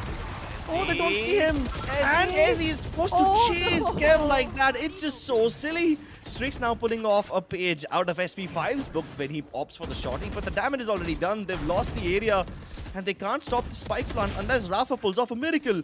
Cruiser will deny any of that, but Strix's magic wand is still available. Does he have it in him? Can he pull off an invisibility cloak from Harry Potter's closet and get into a position where he goes undetected? It's very tricky to use the operator from the angle that he's holding right now, especially when he's out in the open. He can get shot from U-Haul, but luckily the Astra doesn't peek. Goran doesn't peek over there, so he's now even venturing further towards pocket. How on earth is he still alive? It just surprises me. Well, not anymore. Cruiser puts him to rest. It's just Mr. Beeps. Can he pull it off? He knows both the positions of the players, but can't isolate them. What? No, you saw that Astra there. Quick, I mean, completely whiffing there, but finally manages to control the recoil and get the spray down. What the hell? I mean, I'm pretty sure. Yeah, even I thought he knew Goran's position. That was just weird. That was just weird, man. I mean, happens in this situation when sometimes you get into this spot, nerves kind of can get the better of you, especially when you know that you're under a fair amount of pressure to sort of clutch that round out. But yeah, 8-8. Only friends. They managed to make the compromise. Well, the sliver was coming. I knew it was. It's gonna be today. It's gonna happen at least once a game. Once a game at least. Yeah, I knew it was coming. It just happened to be now. But only friends. Not bad. Do manage to equalize the scoreboard again. Rafa, that's a very interesting approach. So he gets some information early on, forces out a star, satchels away, and now, my god, that shock dart comes through. And well, it does deal a lot of damage over to the Shisua. Now the shock dart coming through. The paint shells making life hell for Rafa as he gets cleaned up. Mr. Beast returning some fire. A lot of damage done over to Team T69. As now only friends try and make their way towards the A site instead. Binks coming down. He's got the sheriff in his hands, but Kev will clean him up. SV5, look at his position. He is already so far up ahead with the push. Strix might not expect this. He's trying to hold and see if someone does make an ill-advised play on the side of Only Friends, but they are very, very disciplined. The knives miss. Kev finds more. He is looking for the ace, but SV5 getting right from under his nose. He's like, nope, nope. No pleasing egos today. We are here to win, and that's what matters. Hey, I mean, it was an anti-eco ace anyway, so it probably doesn't matter all that much, right? SP5 is gonna shrug it off like they were sour grapes. Well, just to provide some more perspective, and in the wise words of a well-known person named Dominic Toretto, it doesn't matter if you win by an inch or a mile. Winning is still winning. Of course. And when you got teamwork as good as a family, you will never lose any hair on your head trying to get into the sights. Ah, I see a bit of a dig that, my friend. I'll call him up and I'll let him know, but yeah, jokes and memes aside, buy round coming in again from Team T69. Very important that they win this one, otherwise the economy is going to be down the dumps. As Rafa already working with Spectre. Binks is taking a fair bit of damage, but he's not getting drowned up that easily. Will force out paint shells from Kev here. Mr. Beeps will happily eat that gravity well. He stands and he holds fast, doesn't let go of the recon dart just yet. They haven't entered sight, and already only friends. They've lost a fair amount of HP. You can see Kev at 43, the Jet also a little bit low. I think her shields are almost shot here. They only have 2 Astra Stars to work with. The recon dart comes through, instant cloud burst. I mean, Kev was there to try and take that recon out, but unfortunately, they have revealed their hand. They've given away the information that there are at least 2 people towards Gardens, and you never fake Gardens unless you're planning to re-hit, or unless you're planning to do that. Just take teleporters on everyone, make your way towards them, and guess who's on the other side? Binks just teleporting away. Oh, as he almost lands at the second one, but he was at least good for one. The push has been slowed down to an extent. Strix good for one. Okay, the Sova all comes through. The Hunter doesn't really connect, but it does hit someone else on the rotate instead. So yeah, that person's gonna be like, okay, I guess that's life. Goring on the other hand does eat a few bullets off of those, does eat a little bit of damage off those paint shells, but Cruiser finds one with Mr. Beeps being taken down. Now it's 3v3. Quake once again on the flank. How many times is this man gonna come and make the difference for his team? Rafa goes one. Oh my god, what a sick TP coming in, but yeah, at the end of the day, it's only good for that one. Oh god, what a What a comedy of errors over there towards the end of that round. But hey, only friends winning that round was kind of telegraphed, right? Yeah. The problem I'm noticing since the last two rounds is that every time only friends hop into the teleporters like that, every time they mass teleport, someone from the side of T69 will still stay on the site. Yeah. Like, for example, last time, Binks had to hold off 4 people coming in from bathrooms all by himself. This time, it was poor Ezzy who had to do the same. So you can't afford to win. You can't hope to win quadra peak duels. Definitely not. So Oh, that's yeah. one thing that T69 can easily stop doing and maintain man advantage before the attackers start to enter the site. It's just one thing that I noticed over here. Another thing that I noticed is that the defenders don't really push out as much, right? I mean, like when these guys were on the defensive side, when only friends were playing in the first half, we saw them push out every opportunity they get. Oh yeah. T69 aren't doing that. Yeah, they certainly aren't. And just to add on to your point even further here, I think one of the things I've noticed, about this map is that many a times people sort of forget that it takes about 5 to 6 seconds to double take the teleporter, so you can essentially get into a very defensive position and be ready for the rotate at the same time. And then if you hear the teleport sound for a second time, you can instead, go back towards that B side, get into a good position and hold the site. So once again, it comes down to just having that little piece of knowledge and using it well in those situations. But I do imagine sometimes those do get the better of them, not of Rafa though. He's still good for one before he gets cleaned up by Quake. A 4v2 though, so multi-kill would have been welcome, but unfortunately it was not found. Ezzy with just a sheriff has been tasked with somehow finding these picks, but Strix is the first one to deliver. A gravity well on one side, a concuss on the other. Well, he will find the spaces in between them. Gorang, Gorang, don't. Oh, he Is he? does it!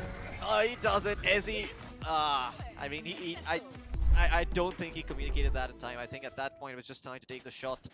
He knew his friend couldn't respond in the nick of time, but yeah, a little bit unfortunate there. As only friend smiles all across their faces, and I imagine SP5 is also going to be smiling, even though we only see a picture of him. I mean, on the other side, the team T69, they don't seem to be too bothered particularly either. I mean, I do see Rafa being like, what the hell am I playing, man? Get me out of this game. But everyone else is like, they're okay with this. They're not feeling too bad. I mean, they're not the ones who got stabbed in the back with a blade. Oh, what? Boombots What? flirting with each What? other. What If the I hell? die, then you will die as well. I do not want to live in this cruel world all by myself. A love story better than Twilight. Nani?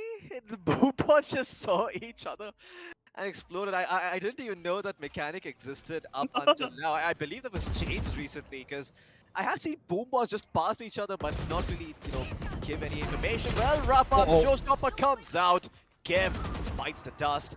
And well, it is the map of Bind, so that dust. Plenty of dust to go around, yeah? Plenty of dust to go around, and he's not gonna be remembered. Those sand dunes, they keep changing, so yeah, he's failed to leave his mark on history there. But in the meantime, Strix should be the one to avenge his death with that operator in a very good position. He's gonna get smoked off though. Will not find anything. In fact, SP5 is the one to find, well, not to find a pick, but actually to get shot in the head. The spike goes down, but it's a 3v4. Only they really need to find this pick. Gorang delivers when it matters most, and he's bought his team a lot of time to work with over here. In fact, once again, look at Quake's positioning. Man, this guy is just always one step ahead. A gravity well to delay. They're push. Cruiser close as all heck, but this time around they check Quake's position and they find him. Cruiser with only 10 HP to boot. Rafa will clean him up. No, he doesn't check him, but he still misses. The headhunter gets pulled out. The operator still available. You have to pull out the sheriff. He whiffs. He pulls it out, but he whipped the push. Shot anyway, so it doesn't matter. Is that time? Yep, there is time. There's plenty of time. Mr. Beavis will happily claim that point towards his ult. T69 have 2 to work with for the next round. Whew. Finally, a round going in the favor of T69. The attackers were able to win 5 rounds in a row, which means that they can afford weapons all that they want. But T69, they are in a little bit of danger. What happens if they lose this round? Not only does Only Friends get match point, but T69 will be broke. Yeah. This always happens. If you lose a round immediately after winning one, your economy gets reset back to 0. And that's the worst time to have an economic meltdown, when your opponents are on the verge of winning not just the match, not just the map, but also the match. Again, Again, it's yeah. boot bots. Just say hi to each other, and it's like Romeo and Juliet. In the end, they just both commit suicide. Oh my god, okay, that was darker than I Just thought out of it nowhere, would be. out of nowhere. It's still a better love story than Twilight. Coming soon to a theater near you. Oh, yeah. Starring Boombot 1 and 2. And the directors are the two races, Kev and Rafa. Absolutely, it's Wally meets RoboCop. It's Meets Near not Automata. meets insert other robot characters in pop culture and movies here. But pop culture references aside, it does seem that Team Only Friends will take a page out of T69's book. Gonna try and make the A hit work. They do have a cosmic divide to work with, so there is a chance, but Strix, when he peaks, well, or rather when he holds that angle, Cruiser God, we have an opportunity. My god, that gravity gun does so much work. Rafa just goes up in the air as he cleaning up shop as he finds himself a triple. Gorang there to get one kill and then takes the TP, and now he's trapped. They're throwing all sorts of weapons at him. First they threw a classic, then they threw a gun at him. Rafa's waiting around with a shotgun. So yeah, exactly, that's the thing, right? They threw in the Phantom thinking that, oh my god, they just want to bamboozle him, whereas on the other side there's a guy waiting for him with a much cheaper gun. He can pick that up. He can pick up the Phantom again after dropping the judge. So Yeah, and all I'm not calculated. Yeah, all calculated. But once again, I'm sorry to cut you off there, but I do have to point out that gravity well, man, it was so well timed by Ezzy. As he is just like, nope, not today, son. This is not your site. This is my Ilaka, and you are not welcome You want here. to play? Let's Well, play. we'll see if Cruiser is going to be able to find himself any picks with that chamber out the 2-day force coming out. As again, like we mentioned earlier, because Only Friends' economy has been doing great, they can still afford to buy in this round. So yeah, they're looking to line up a couple over here. Full headhunter available as well for the chamber in case he runs out of those 2-day force bullets. Yeah, Here. I mean, SP5 and Cruiser don't have any weapons to work with. They only have their ultimates, the Tour de Force and the Blade Storm. And if they're not able to find any picks with that, then it will be a little unfortunate because time is starting to run out. They've already lost a minute on the clock. They don't get any control of U-hauls on the back of those pushes. Both the movement abilities of the Raze and the Jet have been utilized already and nothing to show for it. But the moment I say that, they get results. They get everything needed. And even the Spike Blunter is protected by Gorang. Well, this is exactly the age of reckoning.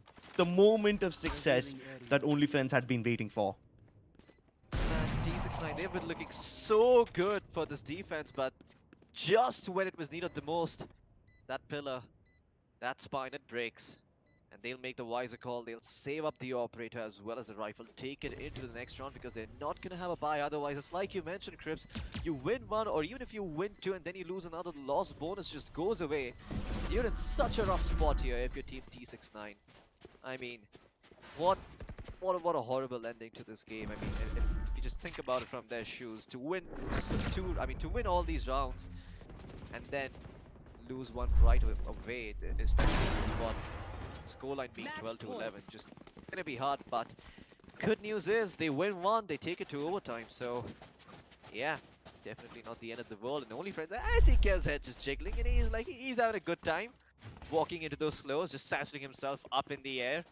Bungee jumping to his heart's content. Yeah, speaking of satcheling himself via gravity wells and all, I was really concerned for Kev and SP5 because every time a Jet decides to initiate towards U-Haul, it has to be on the back of a dash. And Kev also is being one of those movement characters, has to accompany her. But then they got slowed by that trademark, so they couldn't do anything. Cruiser now trying to get into an angle from where he can get a pick with the op and teleport back to safety, but he's just not able to plant his E ability over there. Now, the problem over here is, once again, the ops will determine who gets the first pick. But after the first blood has been drawn, what do you do next? There's always a backup plan available for Only Friends, but T69 don't have that. In fact, they're not even rotating. I agree, they don't need to, considering they have the advantage, but This jiggle peak will give them the info they need. Okay, Big speaks out the gravity cells. No, sir, not today. And he goes back towards lamps. And yeah, I mean, I have to mention, I saw that was a painful shot to the groin from Strix, but Binks will find one. Binks will find another on Cruiser. And all of a sudden, this round has been done and dusted. Only Friends now with only two players alive. They have got a lot of work to do if they try and find some sort of pick. Recon dart coming through from Quake. We'll see if it tags someone up. No, it does not. Okay, 30 Goran seconds takes left. matters into his own hands. Finds one spike being planted. Oh, Binks so close on Spike that shot. planted. Barely whiffs. Spike will be planted as a result. At least only Friends will have money in the next one. My goodness, indeed, because Goran does not get spotted. Those two shots did not connect. He's good for another one, and now it's 3v2. He's made it a 2v2. Pulls out the classic. Can he actually find the kill? The knife, well, the last one will connect. Quake in a 1v2. Can he find the kill? No, he Oh, cannot. Strix making the most out of that jet, jumping around the corner, right-clicking his face just to secure that round. yet another round where the Bladestorm from Strix delivers them the final frag of the round, and of course, the game-winning round as well. Now they're very close to overtime. Anything can happen in this round because, sure, the side of OnlyFriends can afford to buy once again, but they won't have all that they need. I mean, take a look at the ultimate situation.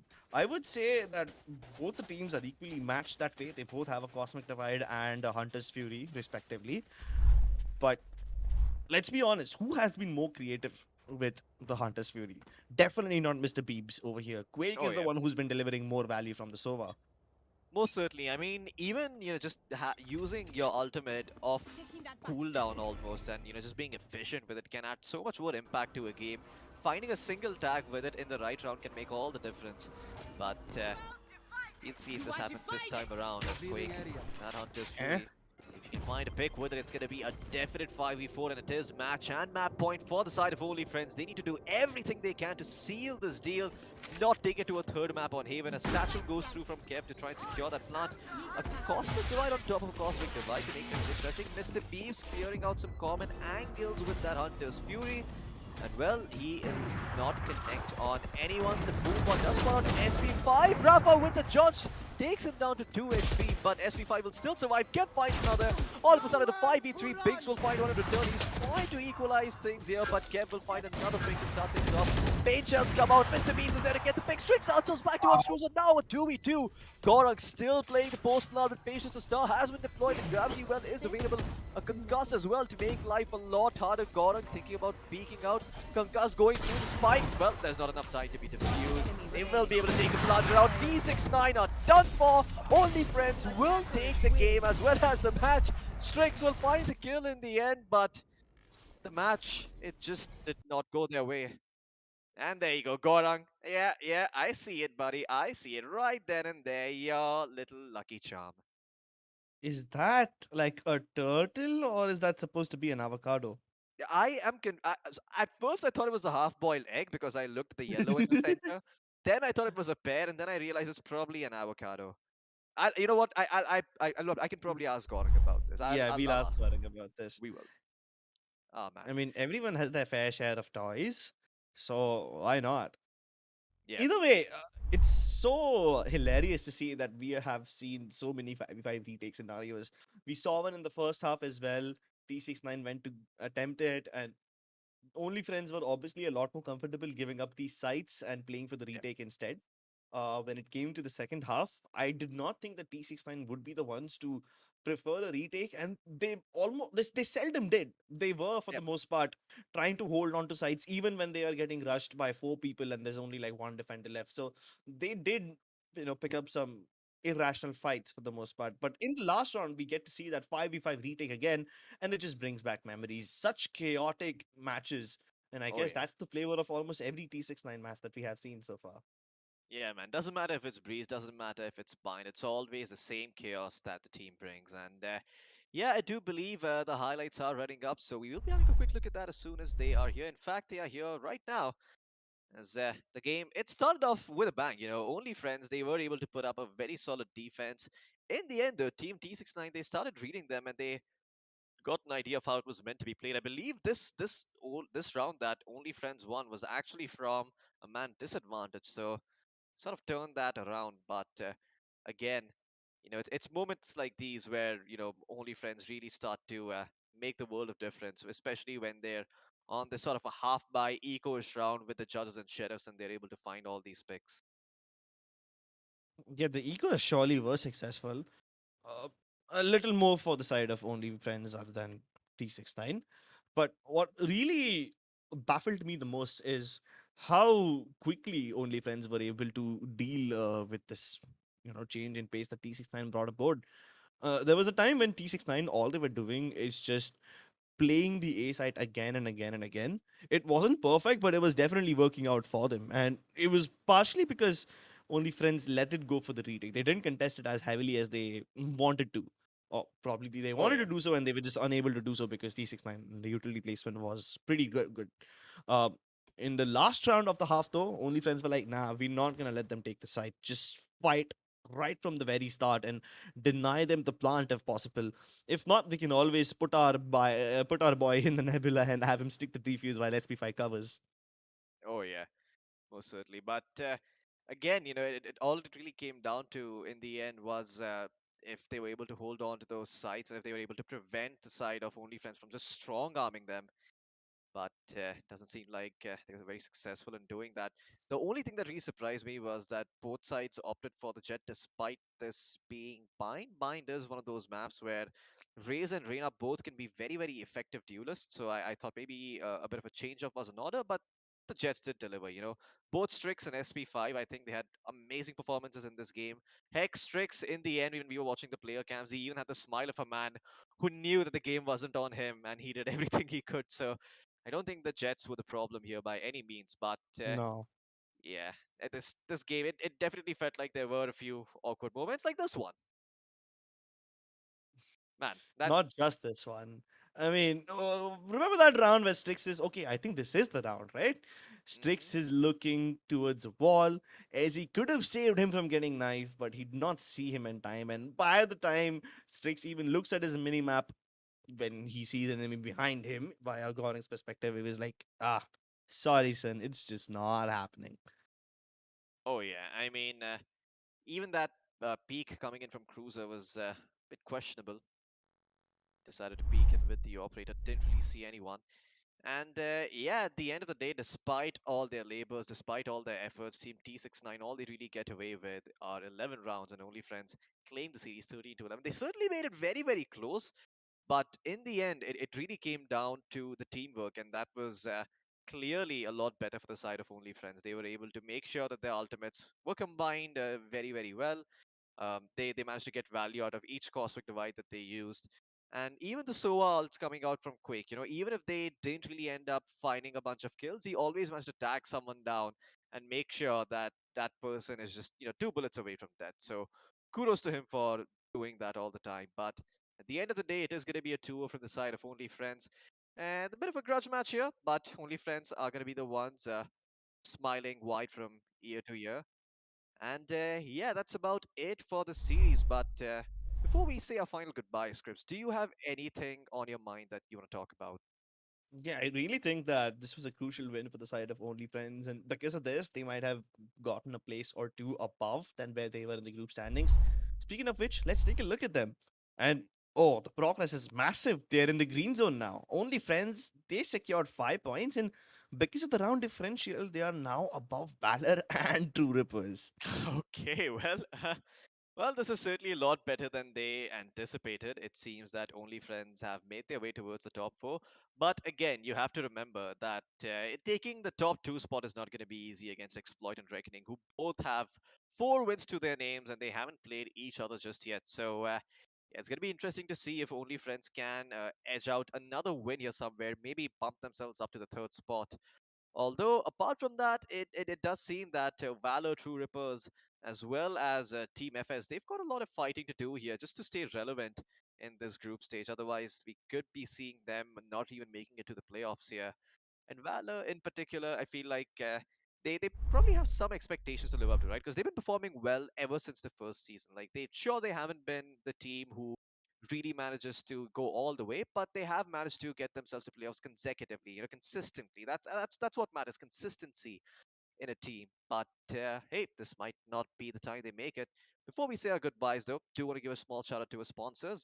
Shout out to Crucial, shout out to our gaming partner Intel, as well as our apparel partner 656.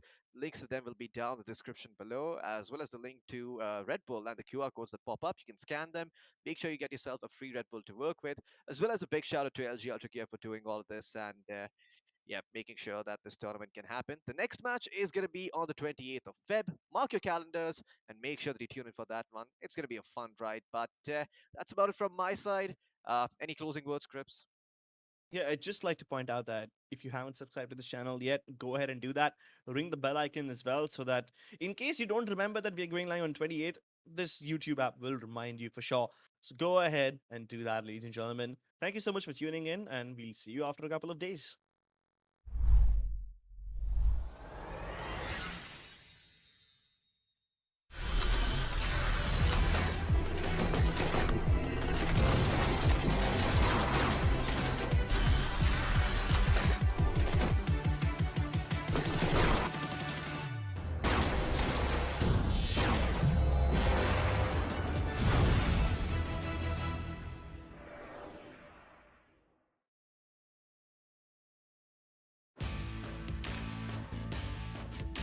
From the legends of memory and storage, Crucial brings you the ultimate performance in gaming. Legendary products, precision engineered for speed and stability. Crucial Ballistics.